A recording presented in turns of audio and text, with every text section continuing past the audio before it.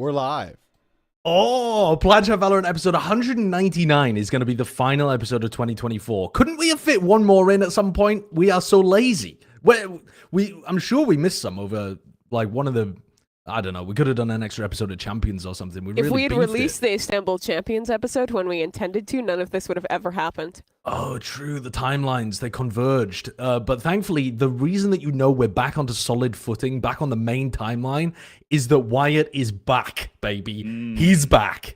Yeah, also, maybe there would have been another episode this year if I decided to do any work. But I didn't feel like it. So, no, we're ending at 199. Yeah, well, we've got another lazy little... I'm trying not to get demonetized, so we got another little lazy guy out here. It's Sliggy, okay. What's up? Never does any work in the Valorant scene. That's true, very lazy. Dude, I was looking at all our cameras next to each other. My head looks absolutely tiny. Look at that, I look like a child. It's like mini POV. Does this work? Oh my god. Well, you're getting bigger. Yeah, there we You're go. definitely getting bigger.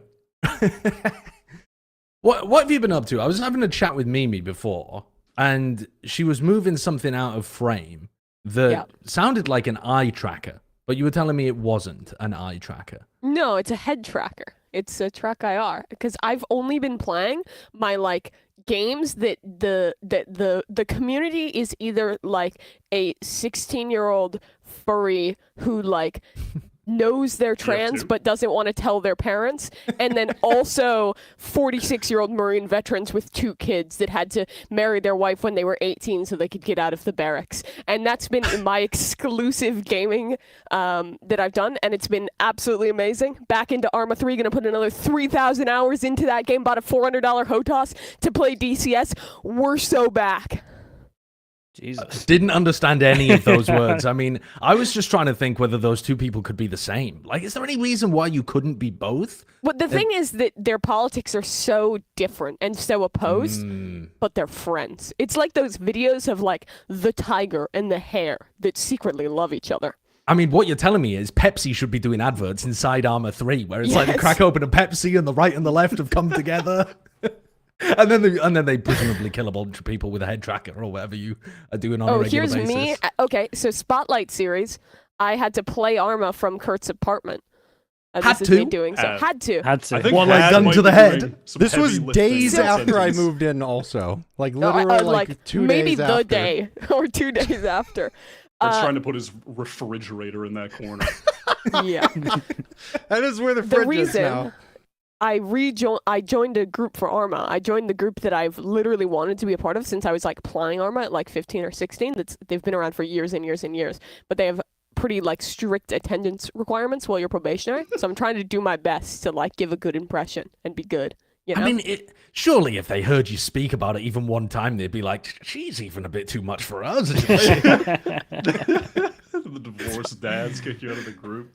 That's tough. Wyatt, what have you been up to? Give me a feel for what this year of Wyatt River has been like. What's been going on, man? I got a cat. That's the coolest thing I've done all year. Can you show him? He's sleeping somewhere. I don't even know. I think he's in his box. I mean, actually, the classic cat owner thing, me, when I spend hundreds of dollars on towers and toys and various things, and then he just sits in the same Amazon box that I've had on the floor for the last 5 months now. So, all good. But now, just... been hanging out with the cat. I don't know. What else has been going on? While you're thinking... been a bit of a pandemic this year, honestly, Josh. That's great. That's fantastic. That's really about it. Yeah. No, my wife got angry with me recently because she thought I was giving the cat a death threat. Because I was talking about the fact that our cat never goes outside. And I said, oh, well, the only way that he's leaving here is in a box. And I was like, no, well, I don't mean I'm gonna, put out a hit on my cat. A carrier. Yeah, exactly. Just a nice little carrier, very comfortable. All right, let's get into this episode. For anybody who's unaware, every year we do an awards show where we're going through some of the classic awards that you'll see, like who was the best player of the year. I think one year we actually didn't do a who's the best player because it was obviously Ye, so we did who's the second best player. But generally, just well-known awards. This year it's also going to be Ye, by the way. Just a little spoiler alert. That's happening later in the episode. I don't think it's going to be Ye. So we've had a panel of people voting on the awards. If you were part of the members Discord, you were also able to nominate some of the moments for these awards as well, and even give suggestions on some of the categories. So we've got all of that coming up. We've also got a member question. We do a member question every week, so we're not going to forget that, because pretty little members deserve it for supporting the show so much. But I'm going to start off, before we get into the member question, by just going through the sponsor for this episode, which is manscaped.com. And if you use VALOChat20 as the code, you can get 20% off and free shipping at manscaped.com. And listen, they're still on their Christmas stuff. So let me Wyatt, let me read you what you've been missing all of this time, huh? I'm gonna personalize this. All right, Wyatt, the holiday season is here, and trust me, you don't want to be the guy showing up with tangled tinsel in your ornaments. Luckily, our friends at Manscaped have got you covered from head to, well, down the chimney with the Beard and Balls bundle. Featuring the Lawnmower 5.0 Ultra and the Beard Hedger, this bundle will make sure you're a gift worth unwrapping. Yep. Get ready for those Still mistletoe waiting for a woman moments. to say that to me. Get ready for those mistletoe moments with 20% off and free shipping with the code VALOChat20 at manscaped.com. So there you go. Wow. That's the kind of thing that you've been missing on the show. That razor we saw before, that looked like a new one. I don't remember that one from back in the day, like the chairman, the executive, or what was that? You mean this one? The chairman? Yeah, the chairman. You have a Chairman Pro? Well, I mean, I didn't buy it. They sent it to me. I should point that out. And that thing would get my balls looking like a shiny dome. This one's not for your balls. Oh, this one's for your face. Yeah. Oh, my bad. They are quite clear on all of their packaging about like which areas of the body you're supposed to be putting it on. And listen, right. The ones for the balls are magnificent, absolutely magnificent. Mine, they've never seen a hair. But in my face, I use different things up there because we don't want to be putting putting bacteria from up to down or whatever. Okay. Anyway, VALOChat 20% off. Go to manscaped.com. Let's get into the next thing. I would like to go through one award before we get into the member question, just to get people's, just to get the juices running. Do you feel all right with that? Aperitif. That's tantalizing. Yeah. Just a little amuse-bouche. So I feel like, are you down to go through some of the nominations for Coach of the Year, Mr. Let's Curtis? do it. Yeah. Okay. Do you know the nomination? Yeah, I do. I do. Okay, so one of the ways that I did this was I got in touch with a bunch of different people that had been behind Plat over the course of this year, spammed out messages to tons of people.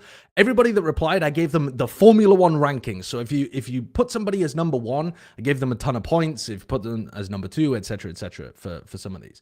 For Coach of the Year, everybody just nominated one person, and the majority of people, in fact, everybody apart from one person, went for one of two candidates. So the only two nominees for this year, for Coach of the Year 2024, were Team Heretics' Neil Zenio and Gen.G's Solo. Both very worthy. We actually ended up almost having a tie that had to be broken at the end. And the winner is Mr. Curtis, the Coach of the Year 2024, Team Heretics, Neil Zenio. Can I get a round of applause? Golf claps. Do we have any sound effects? Crazy. No. Sound effect clap. I can play. Drop the metal pipe. All right, hold on. There you go. Good start. Perfect.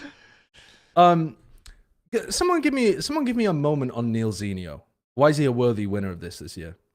I mean, I think when you look at even just the expectations coming into this year, I think everyone wasn't expecting it to be anywhere near to this. Maybe it was like they'll qualify for a couple of LANs, and the fact that he managed to get to every LAN, like really far runs, got to pretty much all the finals, and at the same time, while they were switching out players, had like stand-ins, people were changing roles. I think they did. I think they did really, really good. I mean, in terms of everyone's expectations, that they're the team that exceeded it the most for sure. And you could kind of see their work as well. I had their assistant coach, Weber, for one of my watch parties, and he was just talking about how, like, giving us a lot of like insight into how they kind of handle it and just have like certain maps and stuff like that. So I feel in terms of the team, they got a lot of curveballs this year, and they performed crazy. And even just forming the team, they did incredible, to be honest. I think he's also very deserving because of specifically like who his players were. It wasn't a team of like legacy players or people who had like a massive amount of experience competing on other levels. And in Valorant before, it was a lot of rookie players coming up, and he formed them into a team that had a lot of structure, a lot of fantastic set plays, but also like set people up to kind of bring that star power out of a variety of his players, on top of switching out the roster, having different people in throughout, and being, I think, one of the leading teams, trying out a lot of stuff. They were doing like the neon things before anyone else, and they just had an absolutely outstanding year for a team that had expectations nowhere near where they were. Yeah. Pretty sick considering that they had different starting fives for multiple of the different international events that they ended up going to, and they still performed incredibly well. So that is pretty nuts. I got a question. Sorry to interrupt. You said there was one person that nominated a different coach. Is it Yes. Bren? It has No, to be Bren. It surely. wasn't Bren. It wasn't Actually, Bren. Bren's in the middle of traveling, so he didn't even get back to me. So unfortunately, we don't Okay, even so have it any would have Bren been Bren. shenanigans. Who knows what Bren would have gone for? Bren could have changed all of these awards. We might end up putting in his data when he gets back to the US, and it Bro would have changes said everything. JJ Redick. That would have been Bren's pick. It's a good pick. I do just want to, before we move on for a moment, say that a lot of the stuff we're talking about with Neil could be talked about as well with Solo. The expectations for that Gen.G roster were not particularly high either, and I think that's one of the other reasons why Solo absolutely. But Solo was never like on our almost podcast, high. Josh. And is that why he lost? Very possibly. Very possibly. Yeah. Or do we just have a bias against the Korean coaches like Termi, now Solo? Maybe we're just making enemies out there. Again, we Josh? Well, you haven't been Yeah, on this it is year, very but much- we've been. Yeah, exactly. We. I mean, if I remember specifically why there was a little bit of a spat with Termi, had something to do with you, Wilkinson. It's had something to do with you in specific. I don't remember that at all. Don't remember that at any point. Yeah, what are you You sipping are, on there? What are you sipping on fears. over there? And is that Sipping on my influencing fears. how much you remember? Curious. You've been a consistent DRX hater. That is actually true. I've noticed that. Yeah, it is. It's absolutely true. Now, the only problem with that is that I was a big DRX fan at the beginning, so they just burnt me. They burnt me. Does one he too still many hate times. 100 Thieves? Has he been doing that this year? Absolutely. Do I hate them? Are they relevant? Jesus. They were in Shanghai. They're literally one of the favorites to win Shanghai. Yeah. Shanghai was a while back though, wasn't it? They did Anyway, kinda get owned by It's Sherwin. esports, man. It's not even 6 months. Let's go to the member question. All right. So, like I said, some of the members were able to nominate moments later on. You'll get to see some of those as well. And if you're a member, you can have access to the Discord. You can see our 200th episode. If you want to, Mimi made reference to it earlier, that hidden Istanbul episode. But the members every week nominate a question or submit a question. And the one this week was a pretty serious one, actually, which was with regards to CoffeeZilla's series on gambling in Counter-Strike and how bad that's been for, well, I suppose bad and good for the scene because it brings in enormous amounts of revenue and props up their tier 2 and tier 3 system, but it has a lot of problems that go alongside with it as well. And the question was, in light of the recent decision by Riot to allow these gambling sponsors for organizations, has the CoffeeZilla series or your knowledge at all about gambling in CS altered your opinion after reading the news? I mean, Mimi's had enough. That's because Mimi's been getting millions from one of these dodgy DraftKings gambling. Mimi. She's He's on the run. Keyboard. No. What did she do? She spilled That's, tea all that's over tough. it. It's all Yeah, over so. her chair. Everywhere. Sorry. The mic. And just yapping away. Her mic doesn't work. All right, sorry. I completely That's tough. derailed this. That's tough. What was happening? Oh, gambling. I did actually in this past week, believe it or not, I made $150 on prize picks, and then I lost all of it. So there's that. Awesome. And then I tried to win it back with a 5 pick, but Julius Randle couldn't get 2 3-pointers, so then I lost again. But that's all right because the Lakers play tomorrow, and LeBron's the GOAT. He'll win me the money back, Josh. He'll win it back. What you're describing, that method of like chasing your losses, that's one of the hallmarks of problematic gambling. That's it's when fine. you should be looking into it, I think. Don't chase the losses. Know when Have you seen the when the movie fun Uncut stops. Gems, Wyatt? Yes, That's I a have. great movie. It's Yeah, a it is good good. movie. Completely irrelevant. Yeah, is there something in that movie that makes reference to issues No, with gambling? I just know you like movies. I did, In reference to the actual question being asked, though, I don't think that there's an issue in Riot's system, because the big problem that you'll notice if you learn anything about Valve's system is that their big problem is that they have no oversight at all of which partners, if you want to call them that, of which casinos are allowed to be involved in the scene, and that means that the entire system is unregulated. There's no governing bodies that really pay attention to it at all, and in a scenario like that, the developer needs to be a governing body, I think, to allow only the more regulated participants access to the scene. So there is a massive difference, I think, between regulated gambling and unregulated gambling. It's enormous. Like it's silly to not draw a distinction between the two. Protections to stop underage participants from out-of-seas participants, to stop scams, to allow you to withdraw at all, to make the withdrawal easy and not to stop you from withdrawing it just by creating tons and tons of barriers to you getting your money out in the end. In the UK, if you're part of the UK like gambling scene, if you're a casino, you have to sign up to a program where if people voluntarily realize that they have a problem and they submit themselves in, you have to ban them. So it's, you know, they have a voluntary scheme where if you realize you have a problem, they work through something called GamStop. You send, I think it's only like a single text or something like that, and you can just get banned from all casinos in the UK for X amount of time. Like you can say, I want to be banned for 5 years, and they'll just ban you for 5 years. Like these are the kind of protections that are in place to stop what should just be a bit of fun for a lot of people being a massive problem. And Valve has no issue with just the kind of letting things run amok, which you're never going to get from Riot. They're going to be very strict with it, I would imagine.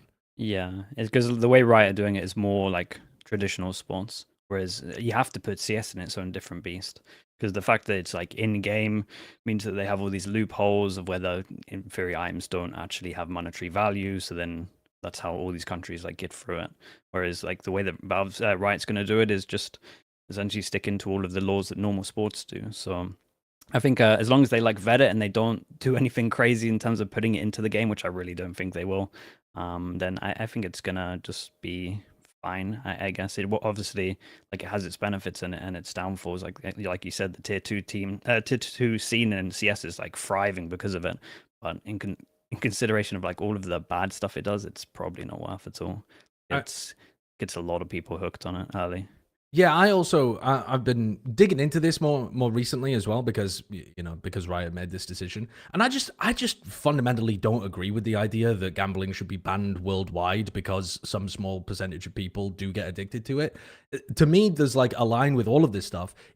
There are a lot of fun things in the world that cause people harm, and society deems some of them acceptable and some of them unacceptable, but when I've looked through the data, it's about 0.5% of people end up developing disorders to do with like problematic gambling. And personally, I think from a public health perspective, that's not large enough to ban it entirely. Maybe other people have very different opinions on that, and 0.5% of the population having problematic responses to it is too high a threshold for them. Okay, that's a reasonable perspective as well, but to me, it's not high enough to ban it outright. Yeah, and typically when these conversations happen, the most specifically with online gambling, with CS, etc., the most valid criticism is obviously what Sliggy was pointing to with how the websites get around things using skins and how it's easy for people like children to gamble, people that are under Absolutely. the legal gambling age in various countries. I can't see how that would be the case with anything involved with the Valorant esports product, whether that be the team sponsors or sponsors for the tier 2 league, etc. I would imagine they would be the sites like FanDuel and Prize Picks and things along those lines, you know, which do have those restrictions in place. And then obviously there's a wider conversation as to still the overall age demo for the viewership of Valorant still skews too young, where it is people that can't legally gamble, and you are introducing that to them at a young age. At this point, though, it's also just the case with all major sports, at least certainly in America now. Every single sport has 27 ads during every commercial break for every different prop site. Like, that's just the state of things at the moment. And that may end up getting regulated in the future as well, as people realize it could. Yeah. These are more problems. I mean, there are more restrictions in the UK, but it's still something that gets very heavily advertised in the United Kingdom about that. But looking up stats on this, I think there's a lot of misinformation out there as well. Like, for example, one of the things that I was really surprised to learn was that so it actually differed between the UK and the US. The UK has really high rates of gambling overall, right? Because it has stuff like the National Lottery and this kind of stuff. Like, it's over 50% participate in gambling. And they found that in the UK, age and age when gambling commenced was not a risk factor for harmful gambling among young people in the UK. So it was not correlated to when you began getting involved in gambling. Now, in the US, they did find a trend that gambling that began in childhood or early adolescence was associated with increased rates of gambling disorder. But it doesn't seem to be as cut and dry as just, like, you know, incredibly harmful for young children in the same way that it seems to be portrayed as. So I think it's a little more complicated than people tend to present it as. Yeah, I don't think we can do a direct comparison between Valorant and CS, because the CS stuff is just so wild. So I think, yeah, as long as it's all vetted and like you can't gamble under the ages of like whatever it is in your country, yeah, and that's kind of all we can hope for. To me, I think if you were looking at Riot's recent decisions about things and this was standing out to you as a red light, you'd probably miss the recent announcement that they are potentially going to be partnering with the Esports World Cup and the Saudi government to be running a massive event out there in the middle of the 2025 season. Because that, to me, rings way more alarm bells than them starting to get involved with some more regulated versions of gambling as sponsors for the organizations, not even for Riot or Riot products. It's just for the orgs, never on the broadcast. Like, they're putting so many layers of protection in place for the gambling stuff. That doesn't bother me. The Riot getting in bed with the Saudi government does. So I'd be more concerned about that. Let's move on though. Let's have a look at. Well, first of all, let's check in with Mimi. What the hell are you doing? Is Mimi okay? You're super muted. I spilled coffee not on, but in my keyboard, and I've been fucking fighting for my life to get it back. I've still an alternative keyboard, and now when I press the Z key, I think it's acting as down arrow. I don't know, but like, okay, let me try and type the ABCs. A, B, C, D, E. C doesn't work. Backspace just deletes everything. We're so cooked. Remember a week ago, Mimi, when we were trying to win that rank game and you spilled water in your keyboard and then your W was held down the entire rest of the game? Yes. Yep. Maybe you need interesting. You need to. I wonder what the issue is. You need to game with one of those camel backpacks on, where it's just a straw that goes into your mouth. Yeah, that way, true, you never have any open containers on your desk. That's very true. Dude, the Armor Clan are gonna see this. They're not gonna be impressed. No, man, no, you can't. You cannot tell them. I swear to God. Snitches. No snitches in the chat. Okay, no snitches. All right. Well, we don't need our keyboard to be able to. What was our conclusion, though? Is gambling good or bad? I wasn't. It's up listening. to you. What do you think? It's somewhere in between. Crazy. What a nuanced take. Illuminating. Let's move on to our second award, shall we? We're going to keep things nice and broad. We're going to go for Team of the Year. Wow. All right. So I would have expected that there's only really a few candidates for this. We ended up having 3 different teams nominated. So the nominees were Gen.G, Team Heretics, and EDG. All 3 teams that have done extremely well throughout this year. And the winner is Gen.G as Team of the Year of 2024. Very nice. I think this is valid, though, fully. Because it kind of depends on where people put winning a Masters, right? Because Heretics did very good. I see that if EDG got nominated, then people put Champs pretty highly. I think Gen.G consistently, very, very good. They took home the Masters, which is like the big difference between Heretics. And I think they would have done good at Champs, but they just had a really brutal group.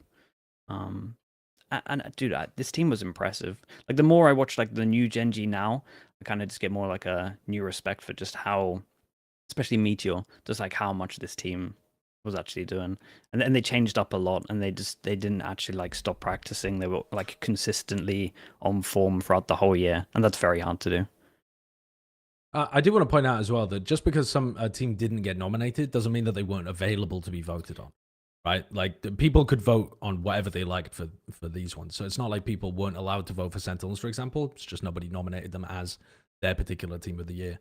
But I felt like this year was more open than some of the years in the past. Like usually in the past, we've had one team or two teams maybe competing the entire time, rather than it feels like this year there genuinely were three, maybe even four, because you could chuck Sentinels into that bucket. They had a good performance at the first and last. It was a very competitive year.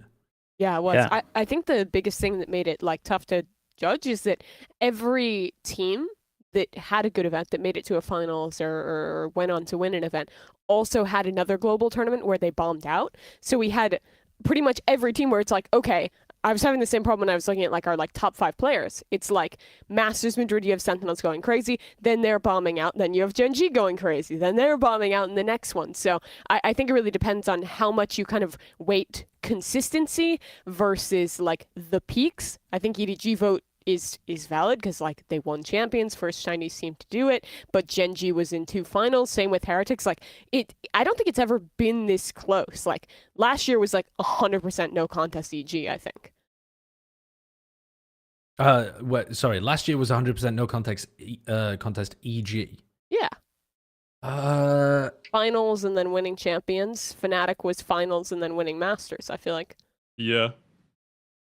I think Fnatic were the team of the year last year. Yeah, same. I rate Wait, consistency pretty How high. many events were there? 3. Yeah, Three. there were 3 events. Fnatic won They 2 won back 2. to back, and then Oh my God, they won 2. They came like top 4. No, you're right. I'm trolling. You're But, right. But I don't think that saying EG were the team of the year would have been No, an but insane I think no take. contest, sorry, is trolling. Yes, yeah. Especially with the back-to-back being the only time that somebody's done it. Right, let's move on to this one. So this next one was a bit crazy. So we have our all-star team of the year. So the way that this was done was I asked everybody for their top 5 duelists, flex, initiator, smokes, and sentinels players. And then, like I said, we do the F1 ranking. So if someone puts them as number 1, they get 25 points. Someone puts them as number 2, they get 18 points. So it's not just, there's a big difference between someone saying that they're top 1 versus top 2. Aggregate all of those points together and figure out what the Plat Chat All-Star team is. And I think it'd be fun to say, like, do you think this team would actually win something as well if it was put together? Because that doesn't mean that they're actually going to be a functional team. Can we get a drum roll, please? I wish I had sound effects. It's really quiet here. Yeah, on a the little Plat Chat compound. an applause thing would slap for the I'll review. have, Yeah, that's I'll fine. have to look up one up for the next one. But for this one, it's just Yeah. gonna be a silent reveal of 5 Okay. players. Can I Make sure no one makes any noise. This is the Plat Chat All Stars. Our Plat Chat All-Stars, Kangkang at Duelist, Woot at Flex, Rien's at Initiator, Karen Smokes, and Benji Fishy on Sentinel. That's your Plat Chat All-Stars team. It's looking Damn. very That's good. ridiculous. It's Very very lovely. European. It's really nice. Yeah, that's good. Other players that got extremely close in their respective categories. It was almost dead even between Benji Fishy and Meteor. Meteor was super, super close to overtaking Benji, and in fact did at various times. They kind of went back and forth in the votes. Who else did we have? There were 2 smokes players breathing down Karen's neck, who were Valin and Tens. There we go. There's the applause. There we Piping go. into the venue. Woot won by a landslide. Rien's won by a landslide as well. And honestly, Duelist, Kangkang was out in the lead, but then Zekken, Texture were the next 2 behind. Yeah, that's pretty fair. Yeah, see, I didn't vote because I forgot, but I would have gone with texture if I didn't. if I remember. It wouldn't have made a difference. I can promise you it wouldn't have made a difference. Oh, What really? is the Kangkang was disparity? actually... So Kangkang was 49 points ahead of Texture.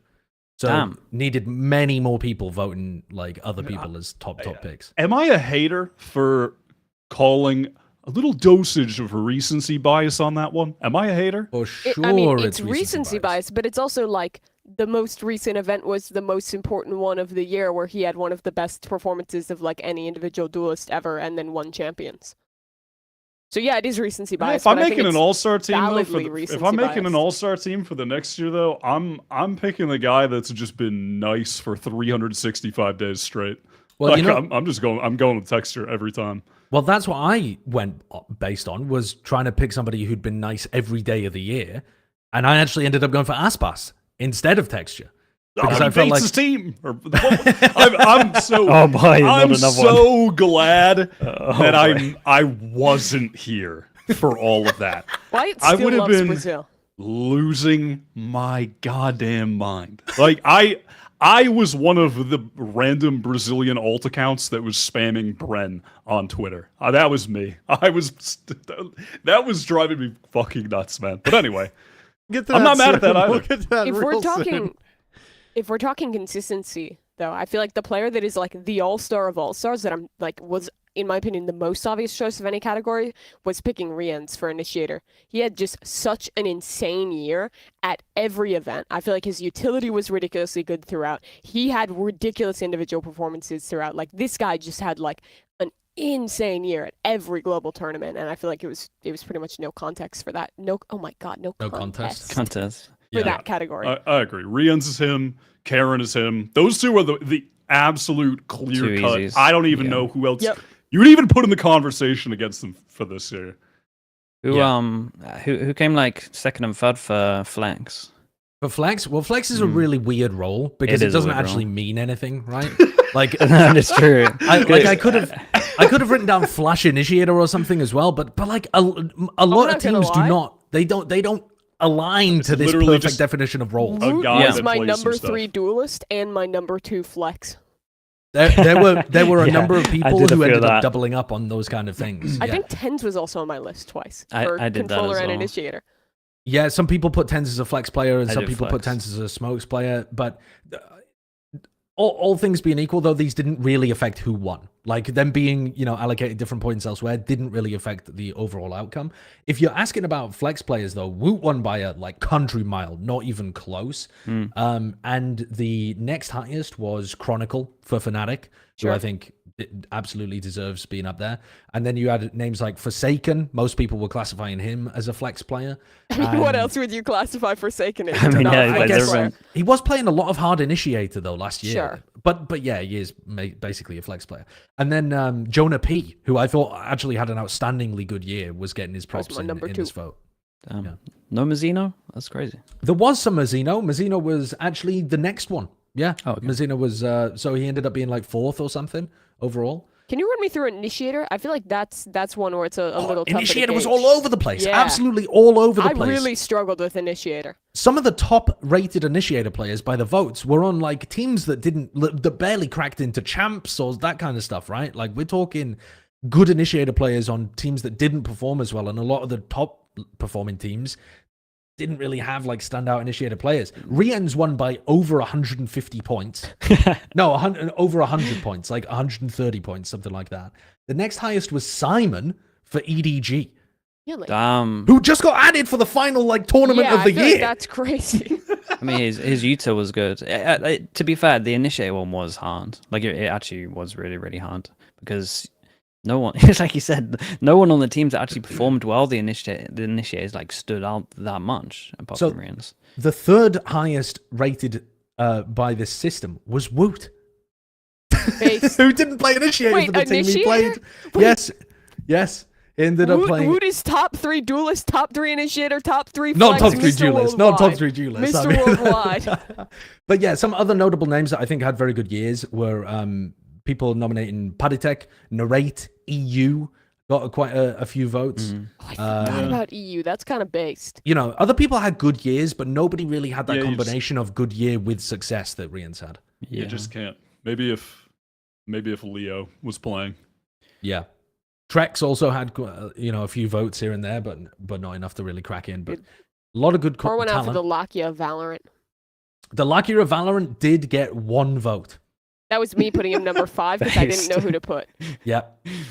And now he's not on a team for next year. That's tough. Well, I mean, he's not even on a team next year, is he? I mean, it's No. not like we have an unpopular opinion with Lakia being not the GOAT of not the Lakia of Valorant. I mean, he is the Lakia Valorant. You can't take that away from him, Josh. That's true. Do you think this team would win tournaments? It's pretty solid. It could definitely win a tourney. Yeah. What would Knight's they Weekly comment? Cup. Something like that. Little preview of 2025. Dude, Valorant Sunday Showdown, these guys are like the Pugstars got some fucking competition. Holy. They've got to come in English, right? I mean, And yeah. who's IGLing? I don't know.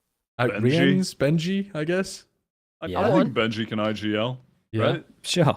I don't know why. Why Sure. not? Dude, it's, Just put him in it's there. like Fortnite comms. He knows all about it. All right, sound. Should we move on to the MVP? You've already heard who most people were voting as like top players, so it's got to be one of them, right? So plenty of different selections. You can pick whoever you like. The MVP of 2024, as voted by our panel of anonymous judges, is Kang Kang. Yeah.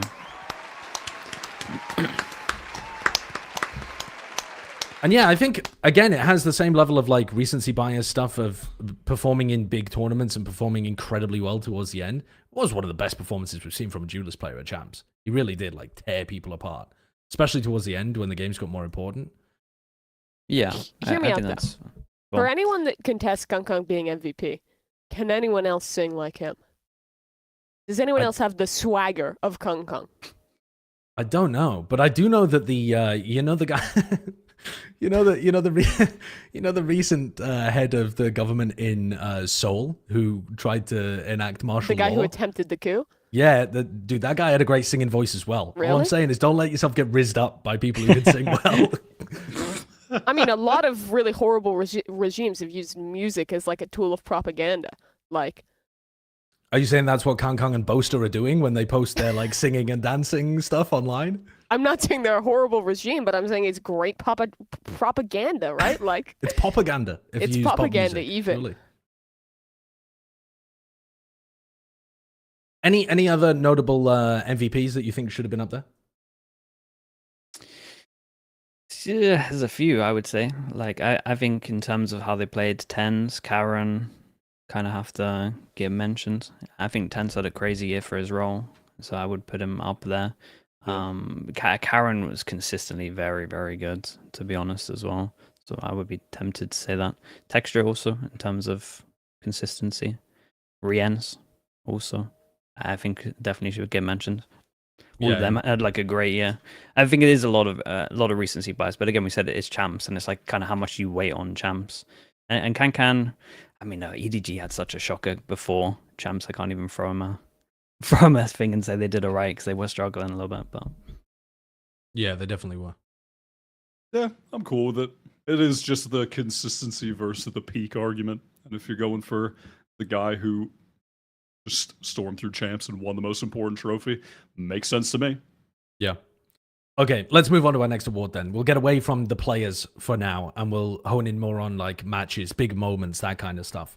So this is the match of the year 2024. So this was, by the way, this one, as voted by like most people that I got in touch with, was a 3-way tie for the longest time. I believe Kurt pulled in our super important judge to break the 3-way tie, which was, well, listen, they'll stay anonymous. But It was me. it was Wyatt. Wyatt broke the 3-way tie, but we had, multiple matches getting nominated. The 3 matches that got nominated the most, that were in the 3-way tie, were the Grand Finals of Madrid, the Grand Finals of Champions, and the Grand Finals of Pacific Ascension, which came down to that, 0.02 or something crazy match between Sinprisa and Boom, which, had all of the elements to make it ridiculous. And then they both ended up going through anyway because Bleed scammed a bunch of people. So, man, shout out to Bleed.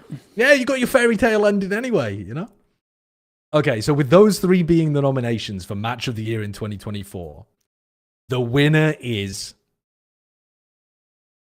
the Champs Grand Final. This is Wow. so predictable. So Applying predictable. For a match. It really is predictable. But I broke the tie with the Champs Grand Final because I was thinking back to, I was hearkening to the other matches, especially I wasn't as thrilled with putting a regional Ascension final as the match of the year, even though it was a banger match, just because, you know, listen, there's some weight there, but it does not compare to the weight of a Champs final or of the Madrid final either.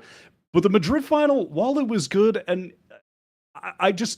I don't remember moments like I remember from the Champs final.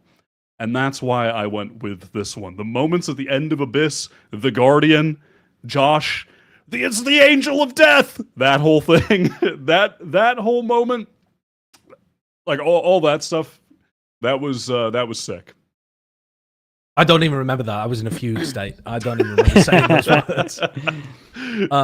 Yeah, we were blessed with some absolutely sick finals. Like usually, if you look at esports in general, finals are not normally that great.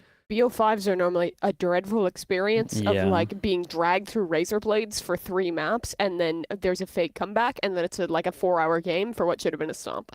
All of the Overwatch League finals were like 10,000 people arrived to watch the quickest roll you've ever seen, and then just go home after 2 hours. Yeah, we got incredibly lucky with like who won the finals and the actual finals themselves. Yeah, like the fact that all of our 3 nominations are finals, that's sick. Like that's so rare. So there was another one as well, which I've got a sleeper match for you. Yeah, so Mimi nominated one that nobody else did. Am I the only one who diverted from those 3 big ones? No, so Chobra also nominated another banger, which was DFM's win over T1 in week 1 of Pacific. That was good. Yeah. Which was a legendary game. I really understand why he ended up going for that, because it sticks with you. It does. But Mimi, you also had a great nomination. I had a sleeper game, and this really comes down to like a map, but Master Shanghai Swiss stage FPX versus Team Heretics was an unfathomable banger. Yeah. I mean, what? Team Heretics is up 10-2 at the half. They are just getting absolutely rolled. They barely squeak out in the 24th round to take it to OT. And then I think it's like 4 overtimes back and forth with like ridiculous plays in every round for Team Heretics to barely stay alive. And the other match they played against FPX was also a banger at Champions. Like both these games were just insane, ridiculous overtimes. Life is doing crazy shit on Clove. Like the finals were all good that you all mentioned, but this is the match of like all the games I watched this year that is just like stuck in my head of like remembering being there watching it and like just glued to the screen.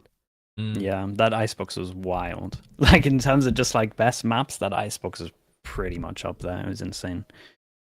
I also think that this created so much momentum for people becoming fans of FPX if they'd done anything at Champs. Like if they had, if they'd won a game, if they'd made it, deep in a group, if they'd done what Trace did and made it 2 playoffs, people would have been gassed about FPX. And they still are to some degree. Like when you look at where we've ranked FPX and where the community does, people are still excited about this team because they remember, I think, these kind of games where they're so close, like a razor's edge away from being able to beat a really good team.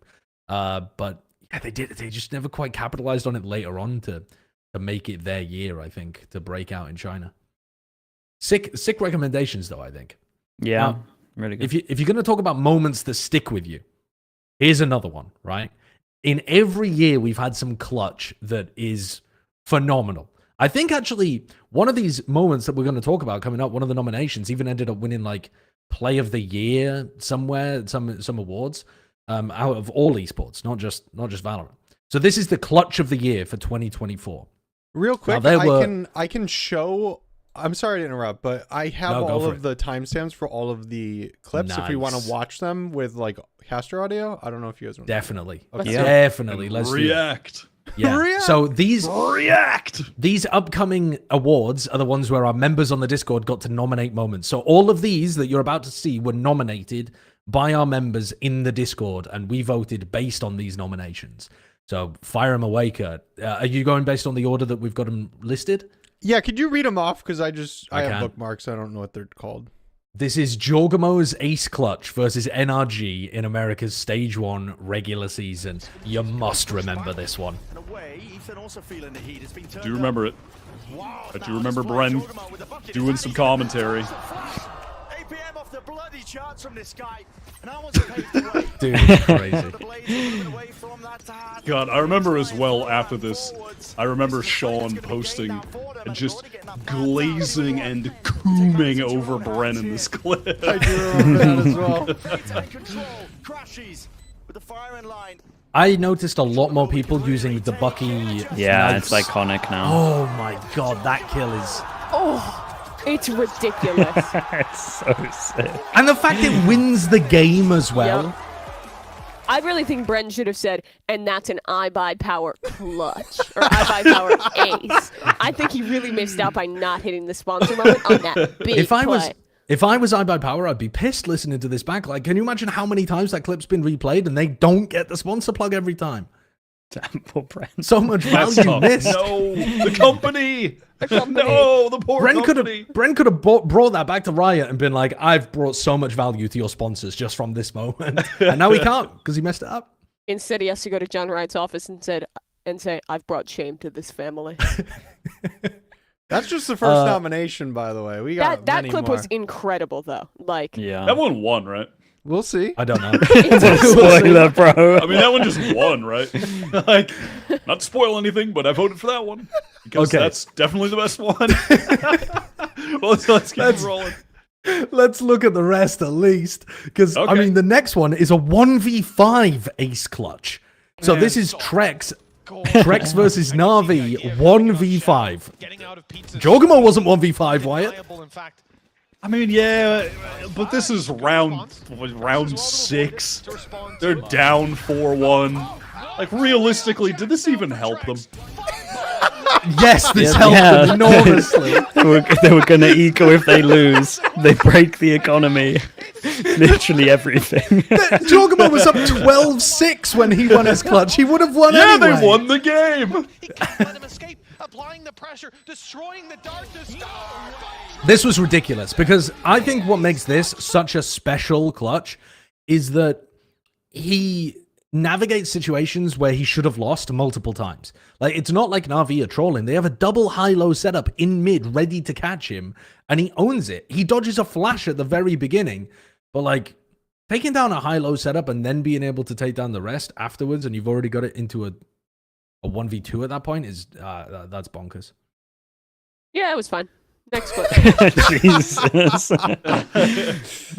All right, well, Mimi pulls those off every day in her ranked games. Yep. So let's have a look at the next one. The next one is Heroes 1v2 versus Foot in the EMEA playoffs of Stage 2.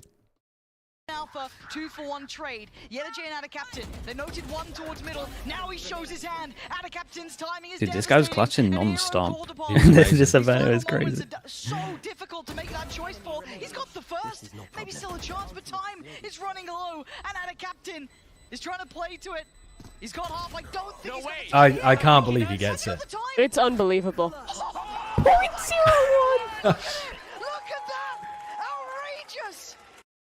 That's pretty incredible. I do feel like we've had some moments with that kind of like time ticking down to almost nothing where the moment was a bit bigger, but the way that Hero played those kind of spots was phenomenal all year. It was so good.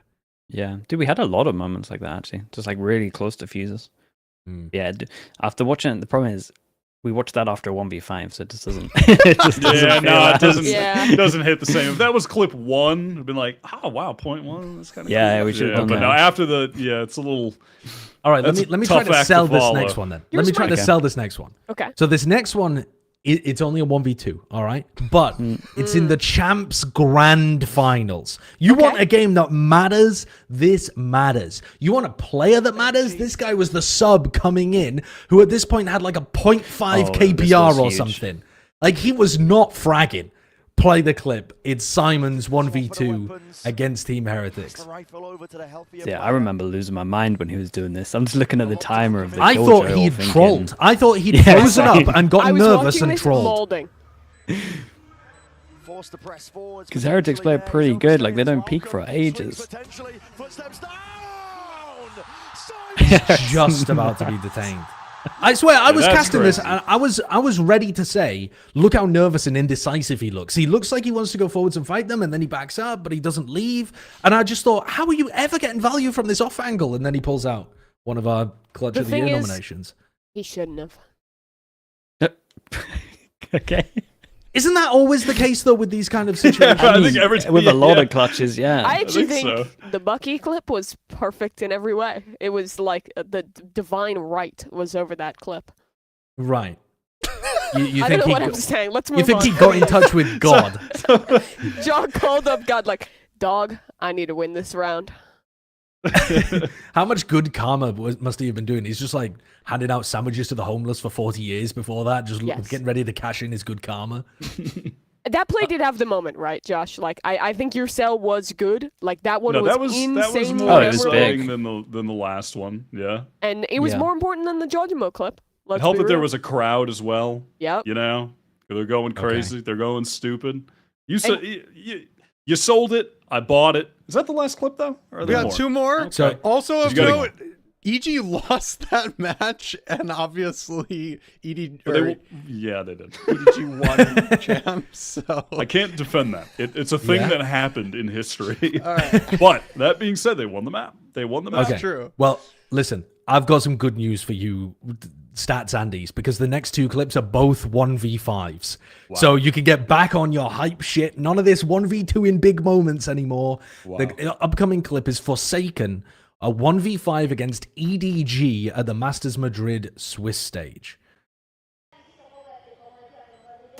Pressure's on EDG on the way back through, and it's off EDG just that quickly. Khan, I don't know where this guy was the last 2 maps, but he certainly turned Oh, it's this up one. today. Yeah, of course he's got the judge. Already. Yeah, this was crazy. Well, it This doesn't was look nuts. too good for Literally Favourites. 1v5. You might think this is an eagle, but it's not. The weaker weapon of Forsaken, good for 2.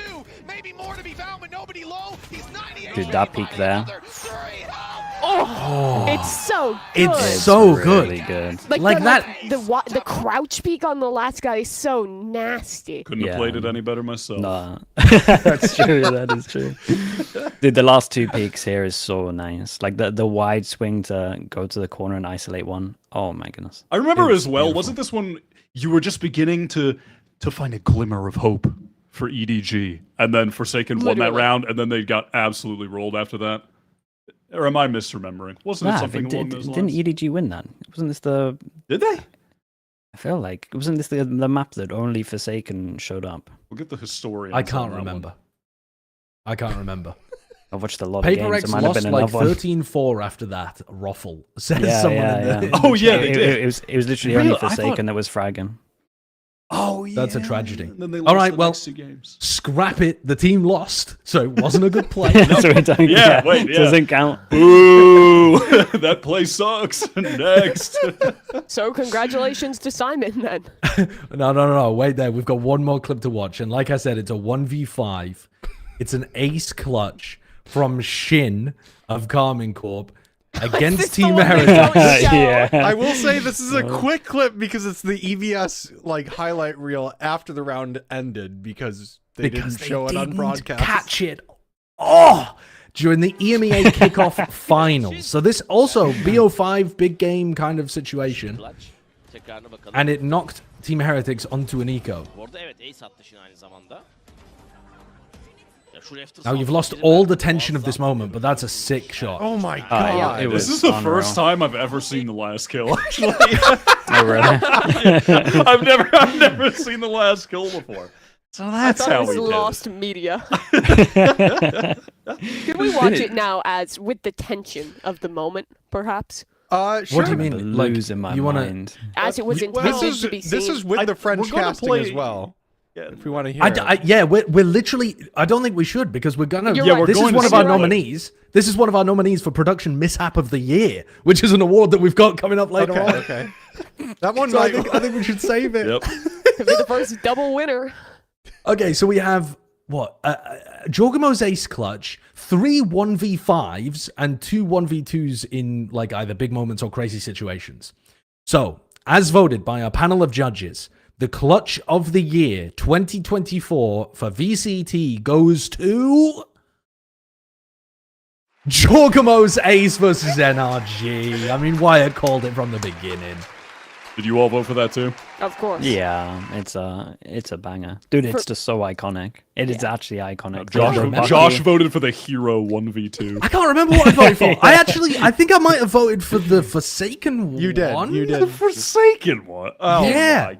In my opinion, this was like between the Simon clutch because of just the gravitas of the moment and how impossible it felt, and this one. But I think the easy argument for this clip, even though the match was so much less important, was just that like it was immediately iconic. Like, so many people are using that airplane Bucky skin because of this clip. Like, he made probably $1 million for Riot on the airplane skin from just doing this. Like, even breaking the dart with his knives and then going and getting the entire... It's just a ridiculous clip all throughout. You can actually feel more aura coming from this clip than all the other clips. True. You can. It's a fact. It's just a fact. You can. Dude, no one was buying Bucky back in it as well. Really, like this was people didn't really know about the. He was bringing Bucky back. Yeah, dude, look at it though. It's sick. It's so good. It's only a it's all so fast paced though. Yeah, I know, but it's just like the last 3 kills, isn't it? No, it's ridiculous. That kill on the guy that's top boxes is absurd. Okay, a very worthy winner, I think there.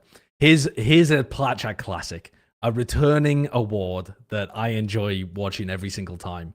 Actually, wait, maybe this one isn't returning. I can't remember. Maybe this one's a new one for this year. I just realized we're not wearing suits. I know. Dude, I was gonna ask if there was like some dressing because I don't even have a suit here. I've chucked them all out. I think he's never going back to his corpo jobs. Yeah, it's not happening. Would have had to have hired one or something. Okay, the next award is the best rant of 2024. Of all the Plat Chat rants that have ever been ranted, which ones are going to win best rant of 2024? Have we got these nominations ready to play as well, Kurt? Yes, all the nominations done by members, I should say, we have clips for every single one. So yeah, beautiful. Okay, so man, if I had a nomination anywhere here, I'm him. I was on like 2 episodes. Yeah, that would have been sick. Right. Well, our first nomination is let's give these their audio space to breathe, to relive them in their full might. It's Bren's bleed rant titled "They Just Need Confidence." Boils down to: do you think you can win fights? Doesn't matter. Like, as long your comp can be worse than the other people's comps, but you can have more confidence and you can win your fights and you can play together and you can cook up. How is this team going to be confident? Combos. They just need someone to rattle their little brains, feed them some bananas, get a couple of Red Bulls down their necks, and tell them everything's going to be all right. Tuck them into bed, kiss them on the forehead. I don't fucking know. They just need the confidence back. I don't know who's going to deliver that to them, but it's a very easy equation that can work out for a lot of teams. So this is like, you're doing your Sliggy thing where it's like 1 hour, I'll fix them. Give me 1 hour with these guys, I'll fix them. 1 hour in a room, no cameras, locked doors, no police interference, off the record, and I'll sort them the fuck out. Bren's method of getting them confidence back would just be paying somebody on Fiverr to read off an inspiring speech or some shit like that. Like, get it. That's it. There's Bren's. They just need confidence. Now, was there accuracy to that? I mean, yeah, they did need confidence, but when you're terrible, it's hard to just get it. Like, they needed like solution. They also needed any level everything. Any level of being on the same page, maybe some level of like team camaraderie, and that's money in their bank account would have been cool. Also, it would have so much more confidence if you get paid your salary when it's due. That would make me inspired, actually, yeah. All the beginning of this year, we were taking shots at voluntary workers. We were taking shots at volunteers in Pacific. They weren't even getting paid for what they were doing out there. They were just turning up every day, volunteering to get smacked in the face. And we were out here judging them as if they were paid professionals. I'd like to apologize for what we were doing at the start of this year. We didn't know the facts. Oh, God. Christ, that's tough. Our next nomination for breast. It's because I'm thinking of Bren, man. They're all Bren. Okay, the next nomination for best rant of 2024 is Bren's rant about. It's Bren's rant about G2 on the Plat Chat co-stream during a segment where we had to be biased for the 2 teams. Bren, you can tell which team he had to be biased for. Welcome to G2 games you can't have been watching. Ult economy is flourishing right now. Ice is going to pop his fucking ult from all of this pressure, and he's going to get smacked in the face. Watch this. Little reclear Oh, strat. here he comes. Gen.G are not ready for that. Oh, he gets Perfect showstopper. it wasn't perfect. I It mean, was. Listen, Munchkin was low already. Gorgeous Icy gets from cleared Icy. here, 8 HP. Another amazing nade. Yep, finally cleared. Overheats, as expected from the rookie player on the big stage in front of 18,000 people. It's a fucking library. Jonah P has just triggered the alarm bot behind, giving them information that Leaf is not holding on site. Leaf is now going to use his timing to get in and It's a ruin perfect them. nightfall in, and nobody's anchoring onto the site. This is a great Good timing for post Leaf. plant. Great timing. Ethan's gonna take Completely this got timing, past but the he's gonna nightfall. get spotted here and cleaned up. Meteor, light work. Light work. It's crazy that Meteor's having a god game and they're still only 3 rounds ahead. Admitted here is interesting. Jonah P forced to break it. He's going to have to reveal his position. I clipped this way too early, by the way. Sorry about that. They call him the professor because he always knows. Yeah, does he? From the professor. He's not fucking marking I think it anything. was He's turning funny, up actually, hungover to Brent, the lecture. that you mentioned that the building, the Mercedes-Benz Stadium, was something of a library. And it's interesting there's one team on stage that always causes that because the crowd understands good Valorant. That's what they want to see. So when Gen.G are playing, they just struggle to get into it. They want to see quality tactics. It's more likely that G2 will put them to fucking sleep with how slow they play every single round.